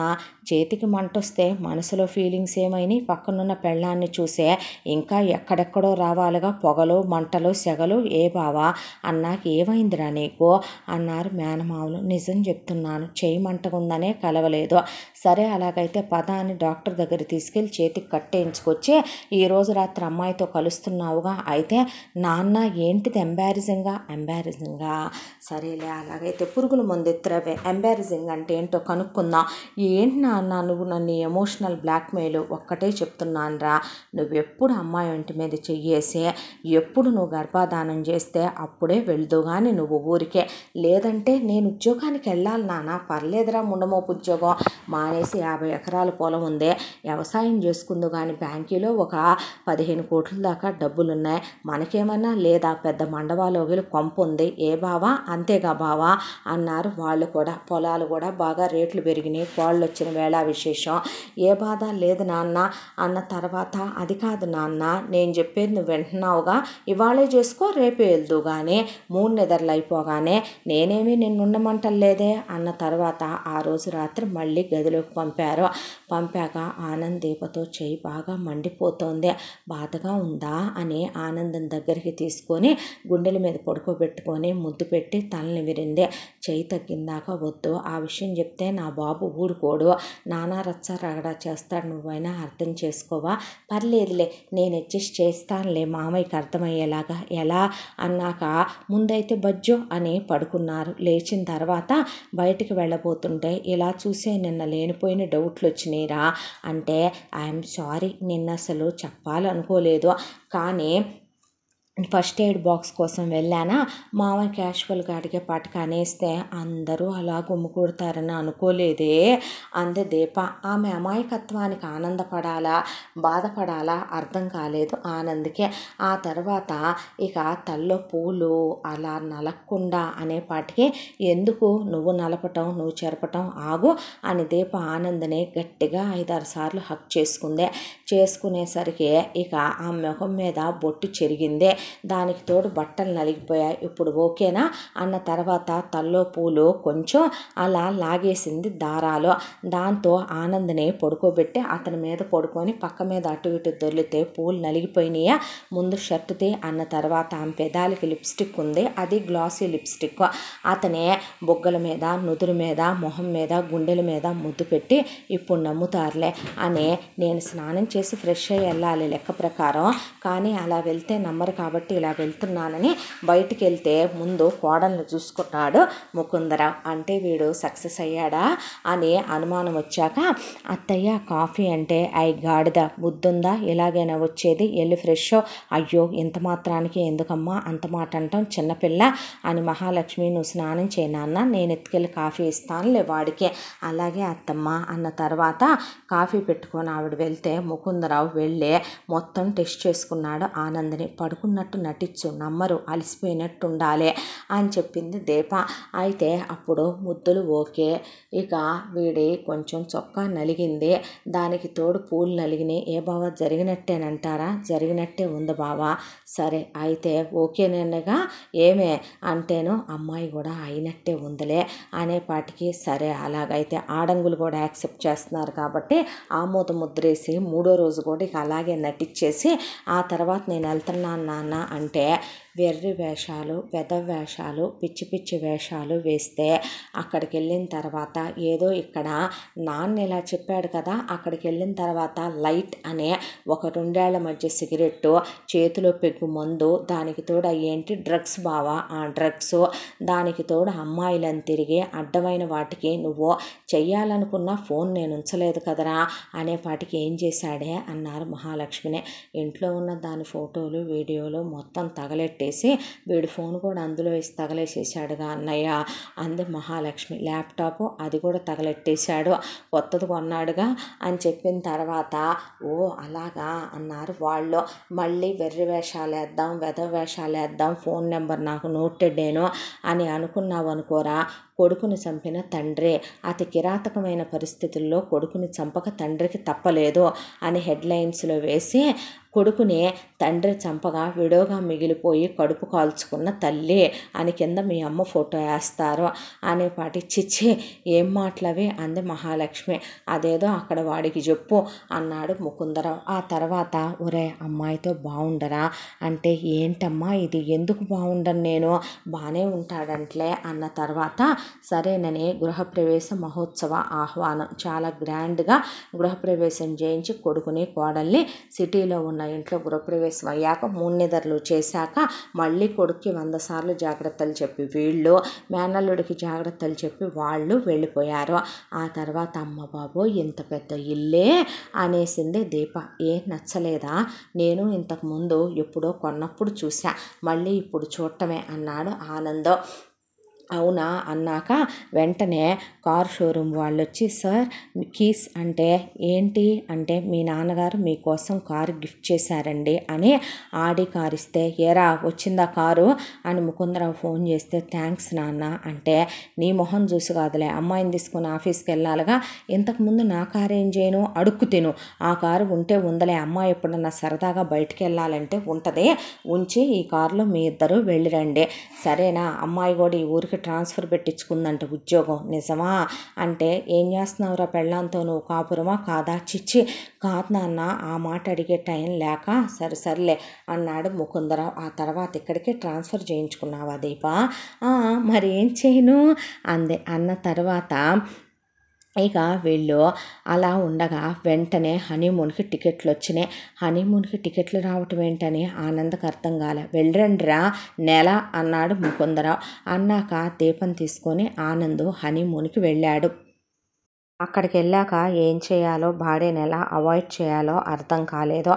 ఒకవైపున మనసు తొలిచేస్తోంది తను చేసేది పాపం తప్పు అనే, కానీ ఒకవైపున శిరీష మాట్లాడిన మాటలు, దాంతో కావాలని దీపని షాపింగులకి తీసుకెళ్ళి అర్ధరాత్రి 2-3 వరకు కూడా తిప్పుకొచ్చి అలసిపోయిన దీపను పడుకోబెట్టేస్తూ ఆ నెల రోజులు టైంపాస్ చేశాడు.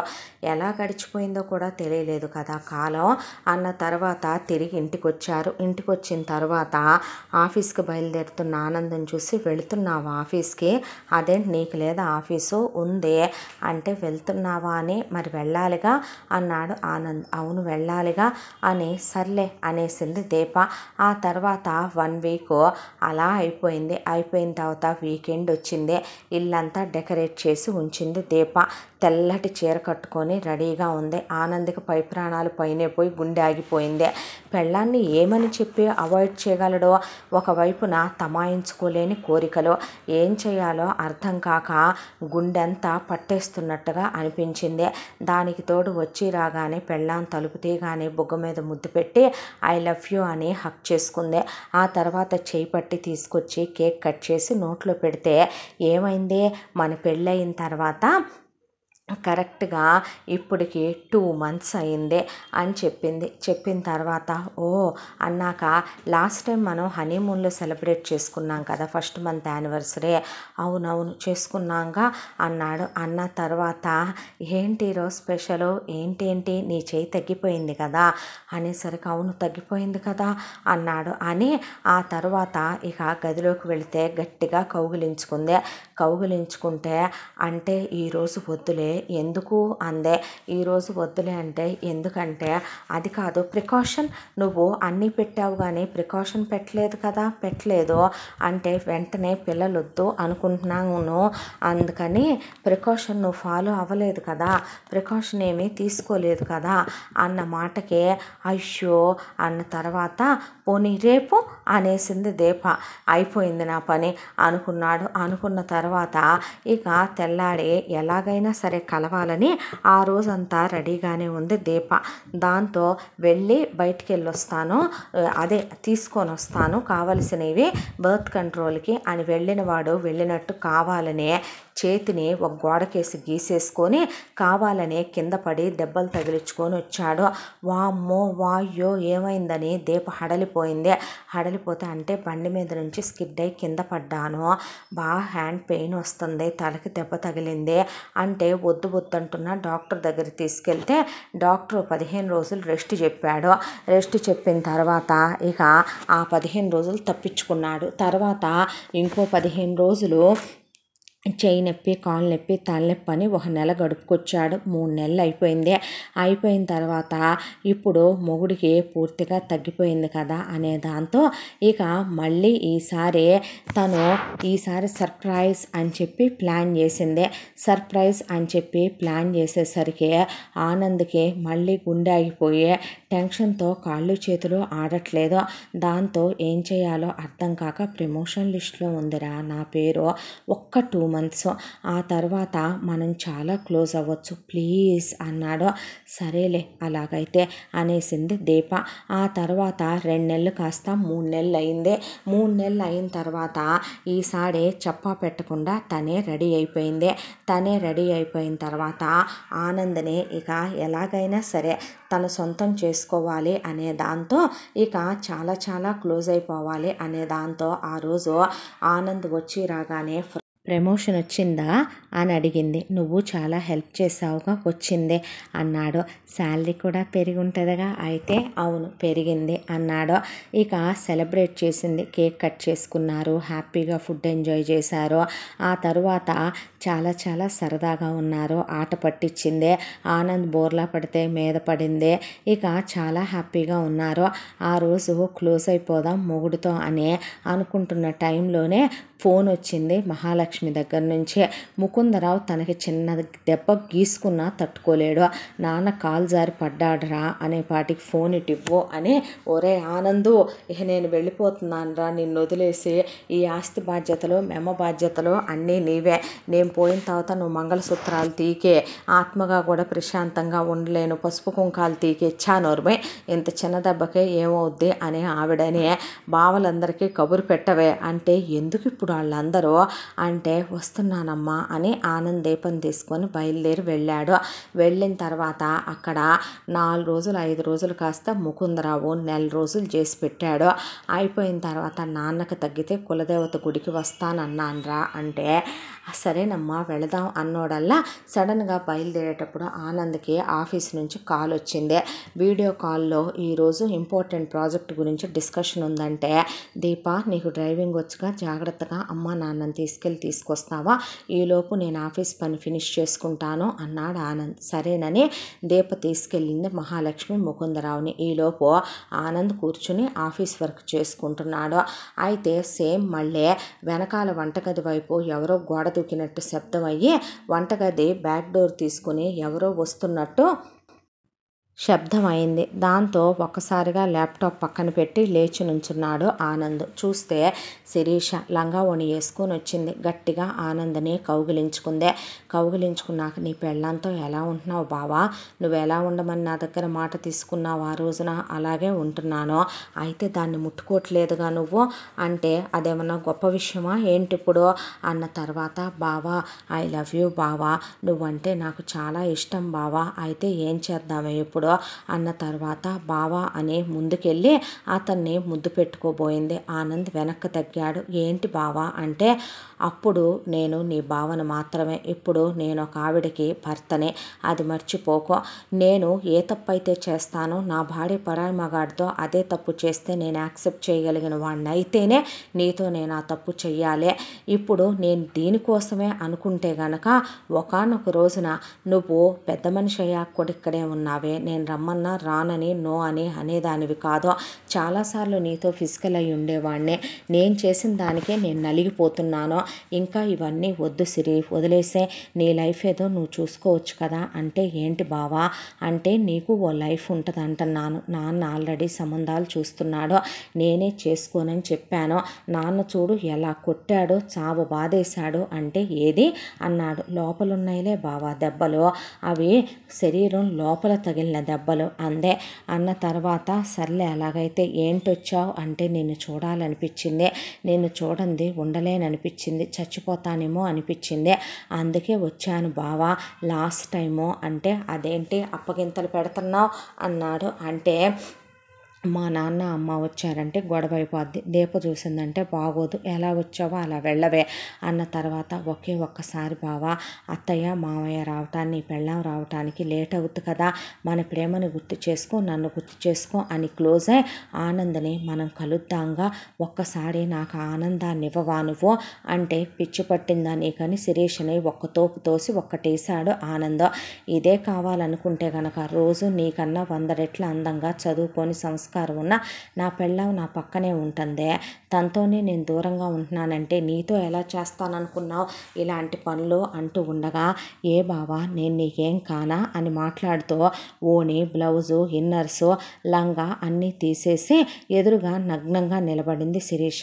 భగవంతుడా అనే సిగ్నల్ వస్తుందని వీడియో కాల్కి మహాలక్ష్మి, ముకుందరావు రూమ్లో కూర్చున్నాడు. ఆనంద్ దుప్పటి తీసి మరదల మీద కప్పి పిచ్చి పిచ్చి వేషాలు వేయకుండా, ముందు ఇక్కడి నుంచి వెళ్తావా నువ్వు, అసలు ఎలా కనపడుతున్నానే నేను నీకు, నిన్ను ఇష్టపడ్డాను అంటే నీ శరీరం కోసం ఇష్టపడ్డాను అనుకుంటున్నావా, కాదే, చిన్నప్పటి నుంచి నువ్వు నేను ఒకే దగ్గర పెరిగా, ఒకళ్ళకు ఒకళ్ళం భార్యాభర్తల్లా అని మా నాన్న చెప్పాడనే ఇష్టపడ్డాను, అంతే తప్ప ఇలాంటి తప్పుడు పనులు, దట్టు పెళ్ళైన మగాడిని నేను నీతో చేస్తే అంతకన్నా మహాపాపం ఇంకోటి ఉంటుందా, వెళ్ళు సిరి అనేసరికి, అది కాదు బావా అంటే ఇంకా వెళ్ళమంటున్నాను నిన్ను నాకు కోపం రాకముందే అనేసరికి, కానీ ఒక్కటి గుర్తుపెట్టుకో బావా, నువ్వు కలలో ఊహలో కూడా నన్నే తలుచుకోవాలి, నా గురించి ఆలోచించుకోవాలి, నీ పెళ్ళాంతో నువ్వు క్లోజ్ అయినా, నీ పెళ్ళాంతో నువ్వు ఏ మాత్రమైనా సరే అదుపు తప్పినా, నువ్వు కాలు జారినా గుర్తుందిగా నేను ఇచ్చిన మాట, చేతి మీద గుర్తుందిగా ఇంకా నేను పెట్టిన వాత తాలూకా గుర్తు,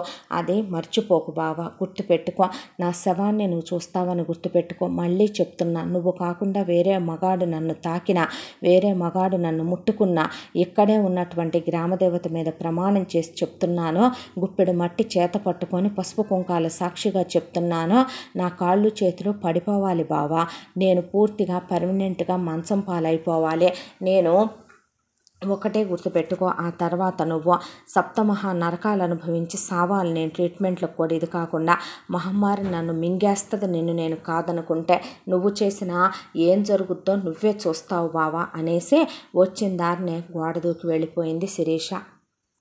ఆ తర్వాత నాన్న వస్తే ఆవలించకుండానే పేగులు లెక్కేస్తాడని బెడ్షీట్ యాజ్ ఇట్ ఈస్గా సర్దేశాడు.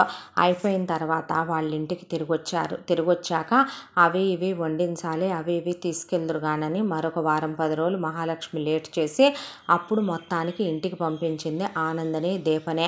వచ్చిన తర్వాత ఇక అప్పటికే దాదాపుగా పెళ్ళయ్యే సంవత్సరం కాబోతోంది. కాలం ఎలా గడిచిపోతుందో కూడా తెలియట్లేదు. ఈ ఇంతకాలంలో తను చాలా క్లోజ్ అవ్వాలని భార్య చూడటం, తను ఏదో ఒక వంక పెట్టి ఆమెను అవాయిడ్ చేయటం జరిగిపోయిన తర్వాత ఫస్ట్ యానివర్సరీ అయిపోయింది. అందరూ వచ్చి బహుమతులు ఇచ్చెళ్ళారు. ఇచ్చి వెళ్ళిన తర్వాత ఇక ఫస్ట్ యానివర్సరీకి ట్రిప్పుకు వెళ్ళమని మామగారు వాళ్ళు టికెట్లు కూడా ఇచ్చారు. ఇచ్చిన తర్వాత ఎక్కడికి వెళ్ళాలా అని ఆలోచిస్తున్నట్టున్నావుగా, అందుకే డాడీ వాళ్ళే ఇచ్చారులే అంది దీప. అంటే నవ్వేశాడు. ఆ తర్వాత ఇక ఒక రోజున చెప్పి చేస్తే అవ్వట్లేదు, ఎక్కడ లేని అన్నీ వచ్చేస్తున్నాయి మొగుడికి అనే దాంతో ఇక ఆఫీస్ వర్క్ చాలా ఎక్కువగా ఉందని వాళ్ళు ఇచ్చిన ట్రిప్ కూడా క్యాన్సిల్ చేసేసుకున్నాడు ఆనంద్. దాంతో చెప్పా పెట్టకుండా తనే ఒక బ్యాక్లెస్ ఫ్రాక్ వేసుకొని రెడీ అయ్యి రూమ్ అంతా డెకరేట్ చేసి ఉంచింది దీప. ఆనంద్ వచ్చి రావటంతోనే డోర్ ఓపెన్ చేసింది. డోర్ ఓపెన్ చేయగానే ఆనంద్కి ఫ్యూజులు ఎగిరిపోయినాయి.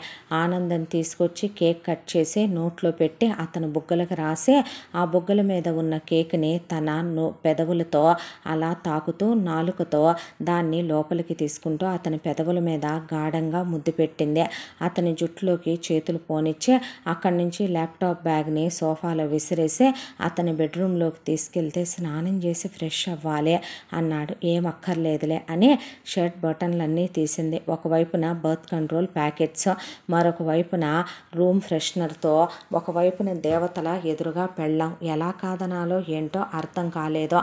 దాంతో ఆల్మోస్ట్ ఆల్ క్లోజ్ అయిపోయే ఇంకా సేపట్లో ఇక వాళ్ళ సంసార జీవితానికి నాంది పలుకుతున్నారనగా ఆనంద్ ఉలిక్కిపడి లేచాడు. లేచి ఒకసారి అర్జెంట్ వాష్రూమ్కి వెళ్ళాలి అని వాష్రూమ్కి వెళ్ళి 2 గంటల తర్వాత బయటకు వచ్చాడు. బయటకు వచ్చిన తర్వాత దీప చేతిలో క్యాండిల్ తీసుకుంది. ఎందుకు ఇప్పుడు ఆ క్యాండిల్ అలా పట్టుకున్నావు అంటే, ఒక మాట అడగనా ఆనంద్, ఇంకా క్లోజ్ అవుదామా అందే. అంటే ప్లీజ్ రా, ఈరోజు చాలా హెడ్ఏక్గా ఉంది అన్నాడు. అంటే ఆ మాటకి నవ్వేసి దీప ఇటువైపు తిరిగితే కళ్ళ నిండా నీళ్ళు. అయితే ఏమైందిరా అన్నాడు. ఒక మాట చెప్పనా, నేను నిన్ను పెళ్ళికి ముందు నువ్వెవరో నాకు, నేనెవరో నీకు తెలియదు, కానీ నేనంటే నీకు ఇష్టమో కాదో, నువ్వు నన్ను ప్రేమిస్తున్నావో లేదో, నీ మనసులో ఎవరినైనా పెట్టుకొని నన్ను పెళ్లి చేసుకున్నావో, నీకేదైనా గతం ఉందో, లేకపోతే నాకేదైనా చెప్పలేక బాధపడుతున్నావో, నిజంగానే వర్క్ స్ట్రెస్ టెన్షనో నాకు అర్థం కావటం లేదో. ఒక్కటి మాత్రం చెప్తున్నాను ఆనంద్, రీజన్ ఏదైనా సరే నువ్వు నాతో చెప్పే టైము మన పెళ్ళికి ముందే అయిపోయిందే. ఆ తర్వాత నుంచి నేను ప్రేమించడం మొదలుపెట్టాను, ఆరాధించడం మొదలుపెట్టాను. ఏ ఆడపిల్లకైనా పెళ్ళైన తర్వాత మొగుడే ప్రపంచం, మొగుడే లోకం అయిపోతాడో.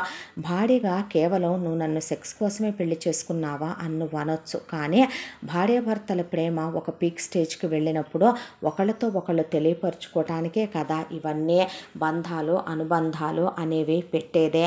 నేను చూస్తూనే ఉన్నాను, పెళ్ళైనప్పుడు నీ చేయి కాలిన దగ్గర నుంచి ఈరోజు నీ తలనొప్పి వరకు మన ఇద్దరం దూరంగా ఉండటానికే కారణాలు నువ్వు వెతుక్కుంటున్నావా, అయ్యే నిన్ను వెతుక్కుంటూ వస్తున్నాయో నాకు అర్థం కావటం లేదో. నీ మనసులో ఎవరైనా ఉండి నన్ను నువ్వు అవాయిడ్ చేసేటట్టయితే కనుక ఒకటి గుర్తుపెట్టుకో, నేను వదిలేస్తానో విడాకులు ఇస్తానో అనుకోకో, నేను శాశ్వతంగా నా ప్రాణాలే వదిలేస్తాను. దీపా అంటే నేను అందరిలా కాదానంద్, నేను చాలా ఓవర్ సెన్సిటివ్.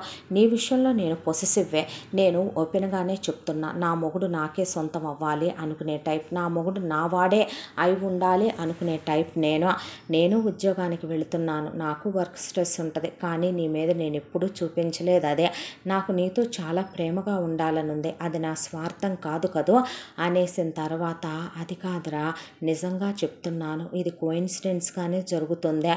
సరే ఆనంద్, నేను అదే అంటున్నాను, ఇంకెప్పుడు నువ్వు నాకు దగ్గర అవ్వు అని నేను అడగను. నీకు నువ్వు దగ్గర అయ్యేంత వరకు నీకు ఉన్న టెన్షన్స్ ఏంటో నాకు తెలియట్లేదు.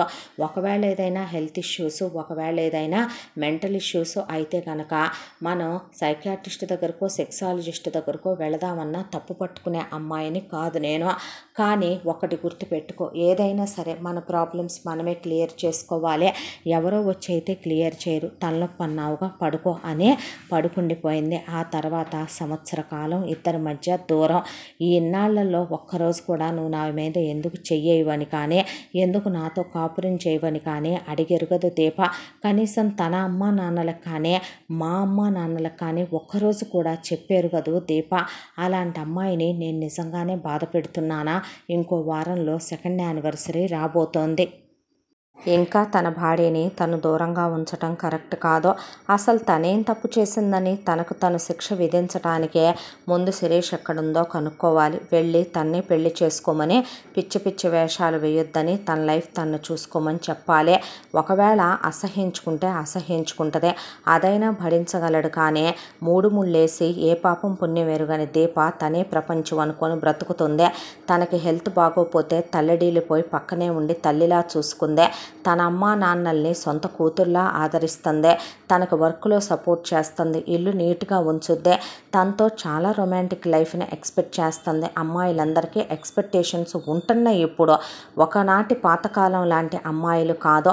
ఇంకొకళ్ళు అయితే తనని గేఫెలో అని, హిజ్రాగాడని, మగతనం లేదని వీధికెక్కి విడాకులు తన ముఖాన ఎప్పుడో పడేసి ఉండేవాళ్ళు. కానీ అత్తమామలతో అమ్మా నాన్నలతో మొగుడు గురించి చెప్పని దీప లాంటి అమ్మాయిలు ఎంతమంది ఉంటారో. తన క్యారెక్టర్ ముందు శిరీష క్యారెక్టర్ కూడా చాలా చిన్నదే అనిపించేసింది ఆనంద్కే. ఆనంద్ ఇలా ఆలోచించుకుంటూ ఉండగానే మహాలక్ష్మి ఫోన్ చేసి ఊళ్ళో కొలుపులు జరుగుతున్నాయని, బంధువులు పెళ్ళుందని రమ్మనమందే. ఆనంద్కి నిజంగానే ఆఫీసులో ప్రాజెక్ట్ పడి హెక్టిక్ వర్క్ ఉంది, దాంతో రావటం కుదరదంటే అమ్మాయిని పంపరా అంటే, దీప వెళ్తావా అంటే వెళ్తానంది. సరేనని తనే ఇక 2 కార్లు ఉన్నాయి కాబట్టి ఒక కారుకి డ్రైవర్ని చేసి అక్కడ తండ్రిని రిసీవ్ చేసుకోమని చెప్పి దీపని ఇక్కడి నుంచి పంపించాడు ఆనంద్. పంపించిన తర్వాత ఆనంద్ వాళ్ళ ఆఫీస్కి కొత్తగా 1 రోజుల క్రితం ఒక అబ్బాయి వచ్చాడు. అతను ఆనంద్తో చాలా ఫ్రెండ్లీగా క్లోజ్గా కలిసిపోయాడు. ఇద్దరు చాలా బాగా మాట్లాడుకుంటున్నారు. అయితే ఇక ఒక రోజున ఆనంద్ని మా అన్నయ్య వాళ్ళకి ట్రిప్లెట్స్ పిల్లలు, 2 పాపలు 1 బాబు. ఓ రియల్లీ అన్నాడు ఆనంద్. అవును, మా అన్నయ్య అంతకుముందు ఒక అమ్మాయిని ప్రేమించాడు, కానీ తర్వాత టర్మ్స్ కుదరక మా పేరెంట్స్ మా వదినకిచ్చి పెళ్లి చేశారు. అరేంజ్డ్ మ్యారేజా? అవును, కానీ మా అన్నయ్య ఆ పాస్ట్ అంతా మర్చిపోయి మా వదినతో చాలా హ్యాపీగా ఉండగలుగుతున్నాడంటే అందుకు కారణం మా వదినే. ఫస్ట్ నైట్ రోజున మా వదిన్ని ముట్టుకోనంటే ఎంత గొడవ చేసిందో తెలుసా. ఆ తర్వాత మేము ఎంతమంది ఉన్నా అన్నయ్యను ముద్దులు పెట్టేసుకుంటుంది, గదిలోకి తీసుకెళ్ళిపోద్ది. మా అమ్మ ఎప్పుడు అంటది, నువ్వు తోకొప్పుకుంటూ ఇలాగే వెళ్ళిపోతావా వెదవా పెళ్ళయ్యాక అనే. నాకు ఇంకా గర్ల్ ఫ్రెండే లేదులేమ్మా అన్న తర్వాత మీ అన్న ఇలాగే ఉండేవాడు పెళ్ళికి ముందో, ఎవరినో ప్రేమించానన్నాడు, అన్నీ మర్చిపోయి హ్యాపీగా లేడు. మా అన్నయ్య అప్పుడే పిల్లలు వద్దన్నాడు. కానీ మా వదిన ప్రెగ్నెంట్ అయిందాకా గొడవ పెట్టింది. వాళ్ళెంత క్లోజ్గా ఉండకపోతే సింగిల్ అటెంప్ట్లో ట్రిప్లెట్స్ పుట్టారో అర్థం చేసుకో ఆనంద్ అనేసరికి అవునా నవ్వాడు. అయితే పిల్లలది ఫస్ట్ బర్త్డే, నువ్వు తప్పకుండా రావాలి నీ వైఫ్ని తీసుకొని. అయ్యో నా వైఫ్ లేదు, ఎక్కడికి వెళ్ళిందే, అమ్మ నాన్న ఊరు రమ్మన్నారని వెళ్ళింది. ఈ రోజుల్లో కూడా అత్తామామలకి అంత ప్రయారిటీ ఇచ్చే కోడళ్ళు ఉన్నారా, నా వైఫ్ అంతేలే అన్న తర్వాత అందరూ బాగానే ఉన్నారు భూమి మీద, నేను నా పెళ్ళాం తప్ప అనుకున్నాడు ఆనంద్. అనుకున్న తర్వాత సరే రమ్మనమన్నాడు కదా కొలీగ్ అని చెప్పి ఆనంద్ రెడీ అయ్యి ఇంటికి వచ్చి ఈలోపు దీప ఫోన్లు చేస్తుంటే స్నానం చేస్తూ ఫోన్ చూసుకోకుండా హడావిడిగా ఇక రెడీ అయ్యి పిల్లల ముగ్గురికి ఒకేలాంటి గిఫ్ట్లు ప్యాక్ చేయించుకొని పాపలిద్దరికి ఒక రకం బాబుకి ఒక రకం అక్కడ వాళ్ళు చెప్పిన ఫంక్షన్ హాల్ దగ్గరికి వెళ్ళాడు. వెళ్ళేసరికి ఆ ఫంక్షన్ హాల్ దగ్గర సంఘటన చూసే స్థాణువై అలాగే నిలబడిపోయాడు. అక్కడ తన మేనత్త మేనమామ, అక్కడ ఎవరో కాదు ఆ పాపలు బాబు వాళ్ళ ట్రిప్లెట్స్ అమ్మ శిరీష, నాన్న కొలీగ్ వాళ్ళ అన్నయ్య సుమన్ అనే పరిచయం చేస్తే శిరీష అలాగే చూస్తూ ఉండిపోయిందే. దానికి తోడు శిరీష వీల్ చైర్లో కూర్చొని ఉంది. ఏంటా వీల్ చైర్లో కూర్చుందని ఫస్ట్ ఆనంద్కి అర్థం కాలేదు. ఆ తర్వాత శిరీష ఇక అక్కడి నుంచి ఆనంద్ బయటకు వచ్చేసరికి బయటకు వచ్చింది వీల్ చైర్ని తనే నడిపించుకుంటూ. బయటకు వచ్చిన తర్వాత ఆనంద్ అక్కడ నిలబడి ఉంటే ఏంటి అలా చూస్తున్నావు అందే. అలా చూస్తున్నావంటే ఏం లేదు అన్నాడు ఆనంద్. ఏంటా దీని బతుకు ఇలా వీల్ చైర్కి పరిమితం అయిపోయిందని చూస్తున్నావా? నేను ఒక విషయం చెప్పమంటావా, మీ నాన్నకి ఎంత ఒళ్ళు బలుపురా, ఎంత కండకావరంరా వాడికి, లేందే నేను నిన్నంతా ప్రేమించి నన్ను నీకు అర్పించటానికి కూడా సిద్ధపడిపోతే చిన్నప్పటి నుంచి నువ్వే నా మొగుడు అని చెప్పి నన్ను మీ ఇంట్లో పెట్టి పెంచి నన్ను నీకు ఇచ్చి పెళ్లి చేస్తానని మా నాన్న కొట్టి తిట్టి అవమానించి నీ బాబు గెంటేశాడు కదరా, వదిలేస్తాననుకుంటున్నావా? అందుకే నీ బ్రతుకులో సుఖం లేకుండా ప్రతి క్షణం నీకు గుర్తొచ్చేలా నీ గతం, నువ్వు నాతో ఎన్ని ముద్దులు పెట్టావో, ఎన్ని హగ్గులు చేసుకున్నావో, ఎక్కడెక్కడ నన్ను టచ్ చేశావో అవన్నీ గుర్తొచ్చి నీ పెళ్ళాంతో నువ్వు దగ్గర కాకుండా చేసి మీ ఇద్దరిని విడగొట్టాను, మీ ఇద్దరిని కలవనివ్వకుండా చేసేసాను అదేరా. కానీ నేను ఓడిపోయానా గెలిచానా అంటే నీతో పెళ్ళి 10 రోజుల్లో ఉంది వీడికి నాకు అన్నప్పుడు కూడా వచ్చి క్లోజ్ అయి నా కోరిక నా మోజు తీర్చుకుందామంటే నువ్వు నాకు లొంగలేదుగా. కానీ నిన్ను నీ పెళ్ళాన్ని మాత్రం కలవనివ్వలేదే. మా అమ్మ నాన్న చూడో, నేను నా మొగుడుతో కలిసి 3 పిల్లల్ని కానీ అమ్మమ్మ తాతయ్యని చేశాను, నీ బాబును మాత్రం నిన్ను తాతని చేయనివ్వకుండా చేసేసాను. నీ పెళ్ళానికి నువ్వు పెళ్ళయ్యాక దాని ఒంటి మీద నువ్వెందుకు చెయ్యట్లేదో అర్థం కాక పిచ్చిదైపోయేలా చేశాను. నేను ఆ తర్వాత హ్యాపీగా సుమన్ని పెళ్లి చేసుకున్నా. ఓపెన్గా చెప్పాలంటే వాడికే అంతకుముందు బ్రేకప్ ఉంది, మర్చిపోలేక టైం తీసుకుందామంటే వాడిని వీధిలో పెట్టి క్లోజ్ అయ్యాను. పిల్లలు వద్దంటే కావాలనే కడుపు చేయించుకున్నాను, కన్న తర్వాత అనుకోని సిచ్యువేషన్లో యాక్సిడెంట్ అయిందే. యాక్సిడెంట్ అయ్యి నాకు నడుముల దగ్గర నుంచి ఇలా చచ్చుబడిపోయిందే. అయినా నేను సంసారానికి పనికొస్తా, ప్రతిరోజు నా మొగుడికి నేను సుఖాన్ని ఇస్తున్నా, మరి పక్కనే ఉన్న నీ పెళ్ళాము అన్నీ బాగుండే నీకు సుఖాన్ని ఇవ్వలేకపోతుంది, నువ్వు ఆ సుఖాన్ని పొందలేకపోతున్నావేంట్రా అనేపాటికి ఆనంద్ శిరీషని లాగిపెట్టి తీస్తే వీల్ చైర్లో నుంచి వెళ్ళి కింద పడింది. నువ్వెంత నీతి మాలిన దానివి, ఎంత లో క్లాస్ దానివి, ఎంత అలగా దానిలా బిహేవ్ చేశావే. నిజమే, తప్పులన్నీ నావే, మా నాన్నవే. నిన్ను మేనగోళ్ళని ఇంట్లో తెచ్చిపెట్టుకోవటం ఆయన చేసిన మొదటి తప్పు, నిన్ను నేను ప్రేమించటం రెండో తప్పు, నీతో హద్దులు దాటి నేను ముద్దులని వెళ్ళటం నువ్వే జీవితం అనుకొని నిన్ను నమ్మటం, నువ్వు చేసిన దొంగ ప్రమాణాలు నమ్మి నా పెళ్ళాన్ని 2 సంవత్సరాలుగా నేనేదో శిక్ష విధిస్తున్నట్టు దూరంగా ఉంచటం, ఇవన్నీ నేను చేసిన తప్పులే. అందుకు నన్ను నేను అనే ఆనంద్ అక్కడే ఉన్నటువంటి వెంటనే పక్కనే ఏదో ఉంటే అది తీసుకొని కొట్టుకోబోతే ఆ పక్కనే ఉన్న శిరీష హస్బెండ్ సుమన్ వచ్చి ఆనంద్ని ఆపి ఏంటే ఇదంతా అన్నాడు. శిరీషనే అని లేపి కుర్చీలో కూర్చోబెట్టిన తర్వాత ఇంత క్యారెక్టర్లెస్ చీప్ ఆడదాన్ని నేనెలా చేసుకున్నానే, నేను ప్రేమించిన అమ్మాయి దేవత, దాన్ని కాదని మా అమ్మ బాబులు నీకిచ్చి చేశారు నన్ను. ఫస్ట్ నైట్ రోజు ముట్టుకోనంటే వీధికెక్కి మరీ నాతో కాపురం చేసి 3 కన్నావు సింగిల్ అటెంప్ట్లో. కాళ్ళు చేతులు పడిపోయినా కూడా నీకు నోరు పడిపోలేదు చూసావా. ఒకళ్ళ మొగుడు పెళ్ళాలని నువ్వు విడగొట్టావంటే నిన్నేమనాలే. అయినా ఒక విషయం చెప్పనా, ఈ క్యారెక్టర్లెస్ దాంతో నాకు మాటలేంటే, నా పెళ్ళాం కాలి గోటికి కూడా నువ్వు పోవే. 2 సంవత్సరాలుగా నేను తాకపోయినా కనీసం నా తల్లిదండ్రులకు కూడా నా పెళ్ళాం ఆ మాట చెప్పుకుని ఎరగదో, తన తల్లిదండ్రులకు కూడా ఆ మాట తెలియనిచ్చెరగదో. ఆకాశం లాంటి తనెక్కడా, నువ్వెక్కడే. నీలాంటి దిగజారిపోయిన దాన్ని నమ్మటం, నిన్ను ప్రేమించటం, నిన్ను పెళ్లి చేసుకోవాలనుకోవటం, దేవుడు చాలా గొప్పోడు కాబట్టి నీకు నాకు పెళ్లి తప్పిచ్చేసి దీపలాంటి ఉత్తమురాల్ని నా లైఫ్లోకి పంపించాడు. ఒక్క విషయం చెప్పమంటావా, ఒకరోజు నువ్వు అన్నావు గుర్తుందా, నువ్వు కాకుండా పరాయి మగాడు నన్ను తాకిన రోజు మహమ్మారి మింగుద్ది, గ్రామదేవత మీద ప్రమాణం చేసి చెప్పావు. ఇప్పుడు అదే కొలుపులకి నా పెళ్ళాం వెళ్ళిందే. ఆ గ్రామదేవత ఉందే, మన ఊళ్ళో అమ్మవారికి చాలా సత్యం ఉంది కాబట్టే నీ కాళ్ళు చేతులు పడిపోయేలా చేసింది. కాబట్టే ఆమె సత్యం నిరూపించుకుంటూ నిన్ను ఏదో మహమ్మారి మింగి త్వరలోనే నువ్వు ఉంటావో పోతావో మరే చూసుకోవాలి మరి నీ గురించి అనేసి, థూ నీది ఒక బతికేనా అని, నిన్ను కొట్టినా కుక్కను కొట్టినా ఒకటేనని అక్కడే ఉన్న మేనత్త మేనమావనే కూతుళ్ళని కన్నారనుకున్నాను. డైరెక్ట్గా వేశ్యల్ని బజారు వాటినే కన్నారనమాట. మీకొకటి ఏడిస్తేనేగా సంస్కారం వాటికి ఏడవటానికి అని ఆనంద్ అక్కడి నుంచి ఇంటికి వచ్చేశాడు.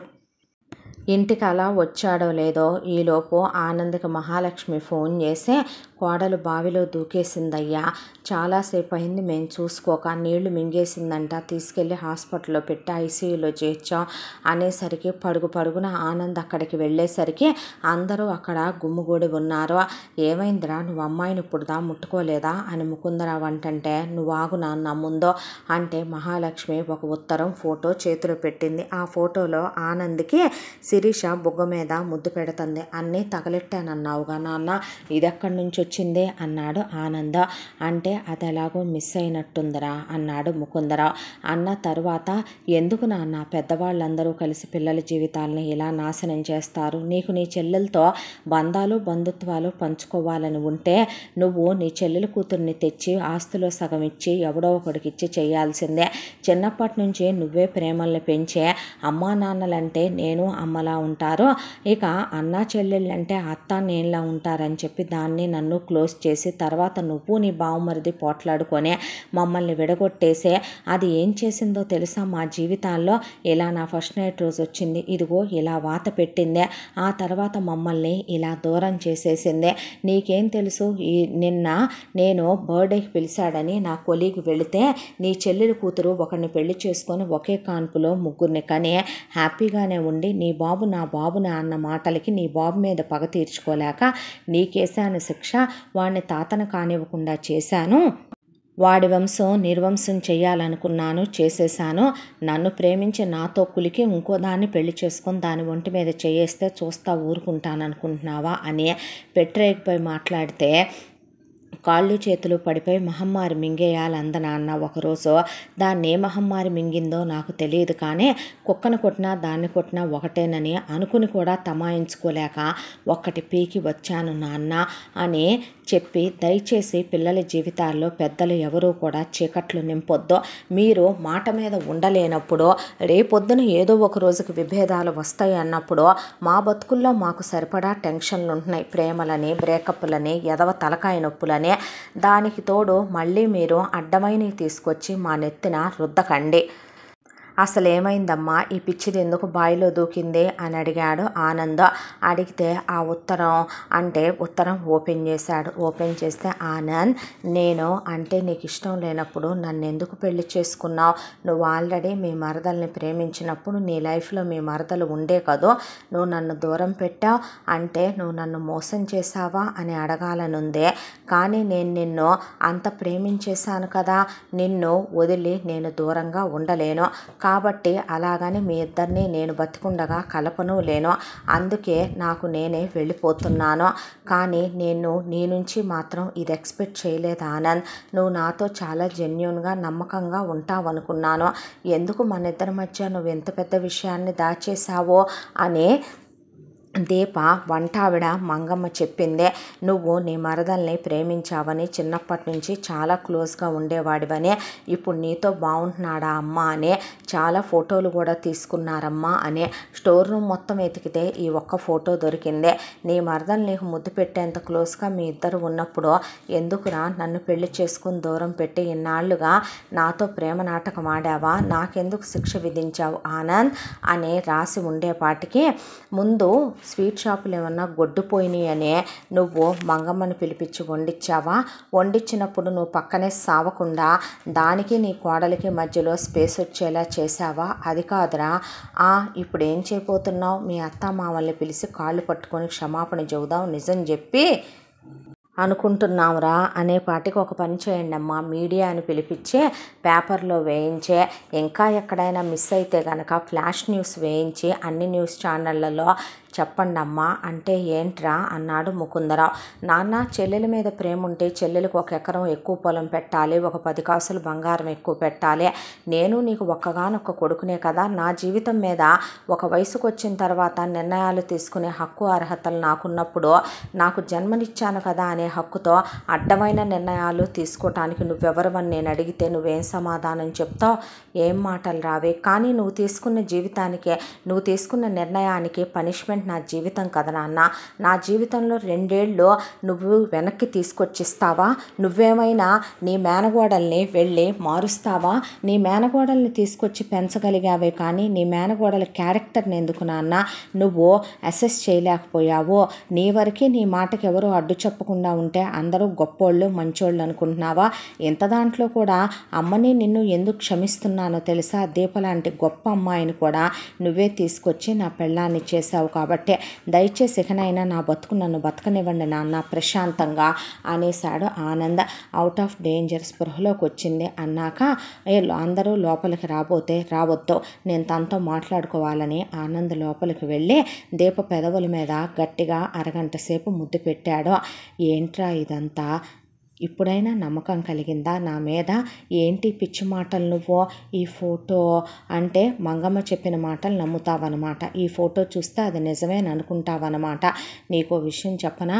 మా నాన్న చిన్నప్పటి నుంచి మా నాన్నకి వాళ్ళ చెల్లెలంటే చాలా ప్రేమ.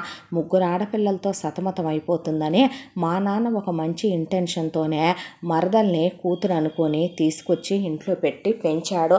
పెద్దయ్యాకు మంచి సంబంధం చూసి పెళ్లి చేద్దాం అనుకున్నాడు. అయితే వయసుకొచ్చిన దానికి నా మీద ఫీలింగ్స్, కోరిక కలిగిన మాట నిజం.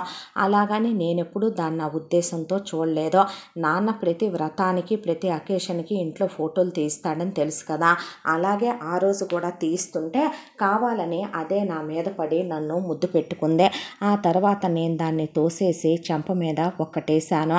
తనకు ఆల్రెడీ పెళ్ళైపోయింది, 3 పిల్లలు కూడా పుట్టారు. అసలైనా అలాంటిదేమైనా ఉండి నేను తనని ప్రేమిస్తే నీతో ఓపెన్గా చెప్పనా? నేను నిన్ను ప్రాణానికి ప్రాణంలా ప్రేమించి పెళ్లి చేసుకున్నాను. నిజం చెప్తున్నాను. ఇప్పటి వరకు జరిగిన సిచ్యువేషన్సే మన ఇద్దరిని వేరు చేసినాయి. ఇదిగో మన 2nd యానివర్సరీ నేను ఎలా ప్లాన్ చేశానో చూడు, ఎక్కడెక్కడికి వెళదాం అనుకున్నానో చూడు. మన ఇద్దరి మధ్య కంప్లీట్గా ఒక స్పేస్ కావాలనుకున్నాను. 1 మంత్ నుంచి 2 మంత్స్. చిన్నప్పటి నుంచి చదువు అని మా నాన్న ఊపిరాన్నిచ్చేవాడు కాదు. ఆ తర్వాత ఉద్యోగంలో కూడా స్ట్రిక్ట్గా ఉండటం అలవాటైపోయిందే. నీకు వాటికి దానికి టైములు కేటాయిస్తే ఎటు కాకుండా అయిపోద్ది. ఏదో ఒక దాని మీద కాన్సన్ట్రేషన్ చేయాలనుకున్నాను. ఇప్పుడు I'm free bird project success అయింది. సో నాకు ప్రమోషన్ కూడా వచ్చింది. నువ్వు హెల్ప్ చేశావు కాబట్టి సర్ప్రైజ్గా ఈసారి నేనే నిన్ను ట్రిప్పుకు తీసుకెళ్దాం అనుకున్నాను. ఇహ మంగమ్మ చెప్పిన విషయం నిజమా కాదా అంటే అబద్ధమేరా. మంగమ్మకి మతి చెలించిపోయింది. ఆవిడలో ఉన్నటువంటి ఆర్ట్, ఆ వంట, అదొక్కటి మాత్రం ఆవిడకి గుర్తుంది. సేమ్ నా పేరుతోనే మా ఊళ్ళో ఇంకో ఆనంద్ ఉన్నాడు. అతను మరదల్ని ప్రేమించి ఆ తర్వాత ఇంకో అమ్మాయిని పెళ్లి చేసుకున్నాడు. మంగమ్మకి ఒక మనిషికి ఇంకో మనిషికి తేడా తెలియదు. ఒకళ్ళని ఇంకొకళ్ళతో కలిపి ఊహించి చెప్తూ ఉంటుంది. ఎక్కడ దాకా ఎందుకో తన కూతురికే, తన అల్లుడికే నువ్వు మా అల్లుడివి కాదు, వేరే వాడు మా అల్లుడు, మళ్ళీ నిన్ను చేసుకుందాం అమ్మాయి అని కూతురు అల్లుడు కొట్టుకునేదాకా తీసుకొచ్చింది మంగమ్మ. మతిస్థిమితం లేని వాళ్ళని, పెద్దవాళ్ళని పట్టుకొని, వాళ్ళన్నయ్య పట్టుకొని మన జీవితాలు నాశనం చేసుకుందామంటావా అంటే ఈ ఫోటో అబద్ధమా? నేనే తప్పుగా అనుకున్నానా? మరి కాదా అంటే మన ఇంట్లో ఒకళ్ళు పెరిగినంత మాత్రాన మనం వాళ్ళని ప్రేమించేసి మనం వాళ్ళని పెళ్లి చేసుకొని మన వాళ్ళతో లైఫ్ షేర్ చేసేసుకుంటామా దీప? నువ్వేనా ఇలా ఆలోచించేది అనేసరికి ఐఎమ్ సారీ ఆనంద్ అందే. అనేసరికి నువ్వు రెస్ట్ తీసుకో అని బయటకు వచ్చాడు. బయటకు వచ్చిన తర్వాత ఇక జరిగిపోయిన విషయాన్ని గతంలోనే వదిలేసే నాన్న, దాన్ని నా భవిష్యత్తుకి లింక్ చేయొద్దు. తనతో నేను హ్యాపీగా ఉండాలనుకుంటున్నాను. నా బ్రతుకులో ఇకెవరు హ్యాపీనెస్ దూరం చేసినా చూసి తట్టుకోవటానికి నేను సిద్ధంగా లేనని భార్యకి తగ్గిన తర్వాత భార్యని తీసుకొని వెళుతున్నాను అని చెప్పి ఆనంద్ వెళ్ళేటప్పుడు ఎదురుగా మేనత్త వనజ రావటం చూశాడు. ఏదైనా ఉంటే వీళ్ళే ఫోన్ చేసి చెప్తారులే మనమని పెళ్ళాన్ని తీసుకొని వెళ్ళిపోయిన తర్వాత ఇక ముకుందరావు మహాలక్ష్మి ఫోన్ చేసి వనజ వచ్చిన కారణం ఏంటంటే వనజ కూతుర్నే అల్లుడు ఏలుకొని అంటున్నాడంట, డివోర్స్ ఇస్తానంటున్నాడంట. దానికి రీజన్ దాని కాళ్ళు చేతులు పడిపోయినాయి అని కాదు, అది పిల్లల్ని చూసుకోలేకపోతుందని కాదు, అత్తామామలే భారం అంతా మోయటానికి సిద్ధంగా ఉన్నా పెళ్లికి ముందు ఇంత గ్రంథసాంగం నడిపి పెళ్ళైన తర్వాత నిన్ను నీ పెళ్ళాన్ని వేరు చేసి ఎంత పెద్ద డ్రామా ఆడింది. కాబట్టి ఇలాంటి దాన్ని ఏమని ఇంట్లో ఉంచుకుంటాం? రేపొద్దున ఇద్దరు ఆడపిల్లలు ఉన్నారు, మగపిల్లాడు ఉన్నాడు, వాళ్ళ భవిష్యత్తులో కూడా ఇలాగే నాశనం చేసేసిద్ది కదా. కాబట్టి ఇలాంటి ఆడదాన్ని నేను ఏలుకోను అంటే నీ అత్త వచ్చి నా కూతురు ఎటు ఇన్నాళ్ళు నీ కొడుకుని కోడల్ని దూరంగానే ఉంచింది కదా, నా కూతురు ముగ్గురు పిల్లల కన్నా సంసారానికి పనికొస్తుంది, కాళ్ళు చేతులు పడిపోయినా ఫ్రెష్గానే ఉంది, కలిసొచ్చే కాలం వస్తే నీకు నడిసొచ్చే మనవరాళ్ళు మనవడు కూడా వస్తున్నారు అన్నయ్య. నువ్వు ఆ రోజు నాకు మాటిచ్చావు కదా నా పుట్టింటి రక్త సంబంధాన్ని నాకు దూరం చేయనని. ఇప్పుడైనా నీ కొడుకు కోడళ్ళకి విడాకులు ఇప్పించి నీ కొడుకుతో నా కూతురికి పెళ్లి చెయ్యి, నా అల్లుడితో నా కూతురికి నేను విడాకులు ఇప్పించేస్తాను, నా కూతురు సంసారానికి పనికొస్తుంది, నీ కొడుకు వచ్చిన ఆ లోటేమీ లేదు, హ్యాపీగా సుఖపడవచ్చు. ఏ కాళ్ళు లేని వాళ్ళందరూ పిల్లల్ని కంటలేదా, కళ్ళు లేని వాళ్ళందరూ పిల్లల్ని కంటలేదా అని మీ అత్త అడిగితే తలుపేసి నాన్న నేను మీ మేనత్తలు ముగ్గురు అలాగే మీ నాన్న కలిసి కుక్కను కొట్టినట్టు కొట్టి దాన్ని గుడ్డలు జినిగిపోయిందాకా దాని జుట్టు ఊడిపోయిందాకా బాది పులిమేరల దాకా తరిమి కొట్టొచ్చామయ్యా అని చెప్పిన తర్వాత నన్ను క్షమించరా అన్నాడు ముకుందరావు. ఎందుకు నాన్న, నీ మనసుకు నేను శిక్షేశాను, నా భార్యే నా మొదటి ప్రేయసి నాన్న, జరిగిపోయిన విషయాలన్నీ నేను మర్చిపోదాం అనుకుంటున్నాను, దయచేసి నువ్వు గుర్తు చేయొద్దు అని ఆనంద్ దీపం తీసుకుని హనీమూన్కి వెళ్ళి చాలా హ్యాపీగా గడిపారు 3 నెలల పాటు. ఆ తర్వాత ఇప్పుడు నమ్మకం వచ్చిందా నా మీద అంటే ఐఎమ్ రియల్లీ సారీ ఆనంద్ అన్నాక మా మేనల్లుల్లా ఉండాలి ఎవరైనా కూడా పెళ్ళాలతో, ఏ మాటకు ఆ మాట. కానీ ఆ తర్వాత వీళ్ళందరూ కలిసి ఒక పండక్కి గ్యాదర్ అయినప్పుడు ఎందుకు నా అమ్మాయికి నిజం చెప్పలేదో అన్నాడు ముకుందరం. నిజం చెప్తే ఎప్పటికీ తను నాతో హ్యాపీగా ఉండదు నాన్న, నీ మరదలతో నువ్వు ప్రేమాయణం నడిపి దానికి ముద్దులిచ్చి హగ్గులిచ్చి వేరే ఆప్షన్ లేక దాని కాళ్ళు చేతులు పడిపోయినాయి అని వేరే వాడిని చేసుకుందనే నువ్వు నన్ను చేసుకున్నావా, లేదంటే అది వద్దందని నన్ను ముట్టుకోలేదా? నీ అమ్మా బాబులు పెంచిన పెంపకం ఇదేనా? నీ బాబుకు సిగ్గుంటే చెల్లెలు కూతుర్ని తెచ్చి ఇంట్లో పెట్టి వయసులో ఉన్న కొడుకుని దాన్ని ఒక దగ్గర పెట్టి పెంచుతాడా? నీ బాబు ఎంతో ఉత్తముడు, దేవుడు తండ్రి లాంటి వాడు అనుకున్నాను, నీ తల్లి ఎంతో గొప్పదనుకున్నాను, ఇలాంటి దిగజారిపోయిన పనులా మీరు చేసేదని మీ ముఖాన కాండ్రించి ఉమ్మి నన్ను థూ అని నీ కోళ్ళు అలా కనపడుతుంది అంతే. ఎంత మంచిదో అంత సైకోది కూడా. ఇక కోర్టులకు ఎక్కి నా మొహాన విడాకులు పారేసి దీపలాంటి అమ్మాయి నాకు మళ్ళీ దొరుకుద్దా? అసలు దీపలాంటి అమ్మాయినే నువ్వు 3 లోకాలు వెతికినా మళ్ళీ తీసుకురాగలవా? ఎంత మంచిది నాన్న. మా ఇద్దరి మధ్య జరిగిన ఏ విషయమైనా మీ దాకా తీసుకొచ్చిందా? వాళ్ళ అమ్మా నాన్నలతో అయినా చెప్పుకుందా? ఒక్కరోజైనా నన్ను విసుక్కుందా? తను దేవత నాన్న. అలాంటి వాళ్ళకి ఇవన్నీ చెప్పి నేను దూరం చేసుకోలేను. మా ఇద్దరి మధ్య ఆ చిన్న బ్లాక్ స్పాట్ ఉండటం కూడా నాకు ఇష్టం లేదు. అయినా నేను తెలిసి తెలియని వయసులో తప్పులు చేశానని సమర్థించుకోను. నేను చేసింది ముద్దు హగ్గు వరకే. మనసులో ఒకళ్ళని పెట్టుకొని శరీరం ఒకళ్ళతో పంచుకుంటే తప్పు. కానీ నా భార్యే నా మొదటి ప్రేయసి అని నీతో ఎందుకన్నానో తెలుసా? ఇక నుంచి నేను మనసు శరీరం రెండు తనకే నేను అంకితం ఇద్దాం అనుకున్నాను. కాబట్టే తను లేని నా జీవితం నిజంగానే నాన్న ఎడారితో సమానం. నువ్వు అంత మంచి అమ్మాయిని తీసుకొచ్చి చేసావు. అలాంటి అమ్మాయిని నన్ను ఎలా వదిలేసుకోమంటావు చెప్పు అన్న తర్వాత, నిజమేలేరా అల్లుడు, జరిగిపోయిన గతాలన్నీ ఎత్తుకొని చెప్పుకోవటం వల్ల ఉపయోగం ఏముంది అన్నారు మేనమామలు. ఆ తర్వాత 5 సంవత్సరాల పాటు పిల్లలు వద్దని ప్లాన్ చేసుకుని 5 ఏళ్ల తర్వాత దీప ప్రెగ్నెంట్ అయింది. ఫస్ట్ పాప, తర్వాత బాబు పుట్టారు. హ్యాపీగా మహాలక్ష్మి ముకుందరావు మేము పెంచుకుంటామని పిల్లల్ని తీసుకెళ్ళిపోయారు. ఇక వాళ్ళనైనా సరిగ్గా పెంచు నాన్న అన్నాడు ఆనంద్. ఎందుకు పెంచనయ్యా, బుద్ధొచ్చిందిగా నాకు కూడా అని ఆయన మనవణ్ణి మనవరాల్ని చాలా పద్ధతిగా ప్రేమలో పెంచడం మొదలుపెట్టాడు. ఆనంద దీప లైఫ్లో హ్యాపీగా 3 పువ్వులు 6 కాయలుగా సాగిపోతున్నాయి. శిరీషను మొగుడు నేను ఏలుకోనని శిరీష్ ఆ రోజు మాట్లాడిన మాటలన్నీ కోర్టులో మొత్తం అప్పచెప్పేసి శిరీషతో విడాకులు తీసేసుకొని ఆ పిల్లలతో కూడా నాకు సంబంధం లేదు అందామనుకున్నాడు. కానీ తనకు పుట్టిన పిల్లలని అనలేక ఇక పిల్లల వరకు మాత్రం వాళ్ళ అమ్మా నాన్నలు మేము పెంచుతాములేయ్యా అని సుమన్ వాళ్ళ అమ్మా నాన్నలు ఆ పిల్లల్ని తీసేసుకుంటే సుమన్ వాళ్ళకి బాగా ఆస్తిపాస్తులు ఉన్నాయి. తన వాటాకు వచ్చే ఆస్తిలో సగభాగం పిల్లల ముగ్గురు పేరు మీద వేసి వేరే అమ్మాయిని చూసి ఏ అమ్మాయినైతే తను ప్రేమించాడో ఆ అమ్మాయికి పెళ్లి చేస్తే మొగుడు నానా నరకాలు పెట్టి ఆ అమ్మాయిని వాడు సచ్చాడు. ఆ అమ్మాయి విడోగా ఉండి ఉద్యోగం చేసుకుంటుంది. మళ్ళీ ఆ అమ్మాయిని సుమన్ పెళ్లి చేసుకుంటే నీ పిల్లల్ని నా పిల్లలుగా చూస్తాను అని ఆ తర్వాత ఆ అమ్మాయికి బాబు పుట్టాడు. ఇక 4 పిల్లలకి ఆ అమ్మాయే తల్లి అయింది. ఎటు పసిపిల్లలు కాబట్టి ఆ అమ్మాయినే పిల్లలు తల్లి అనుకోవటం మొదలుపెట్టారు. శిరీషను తీసుకొచ్చి అమ్మా నాన్నలు ఏం చేసుకుంటారో, కుంటి కులాసం ఇంటికి మోసం అని, చెల్లెళ్ళు నానా మాటలు అని, అమ్మా నాన్న నానా మాటలు అని, అసలు నీ బతుకు నీ నోరు సరైందైతే నీ ఇలా ఎందుకు తయారవుద్దని ఇక తీసుకెళ్ళి ఒక ఆశ్రమం ఉంటే అక్కడ పారేసి నీకు నేను సేవ చేయలేనమ్మా, నా వల్ల కాదని వనజ నాగరాజు అక్కడ పారేసి వచ్చారు శిరీషని. శిరీష శేష జీవితం అక్కడ కుక్క బతుకు బతుకుతూ అక్కడ ఉన్న అంగవైకల్యంతో ఉన్న వాళ్ళందరి మధ్య బతుకు ఈడుసుకొస్తుంది.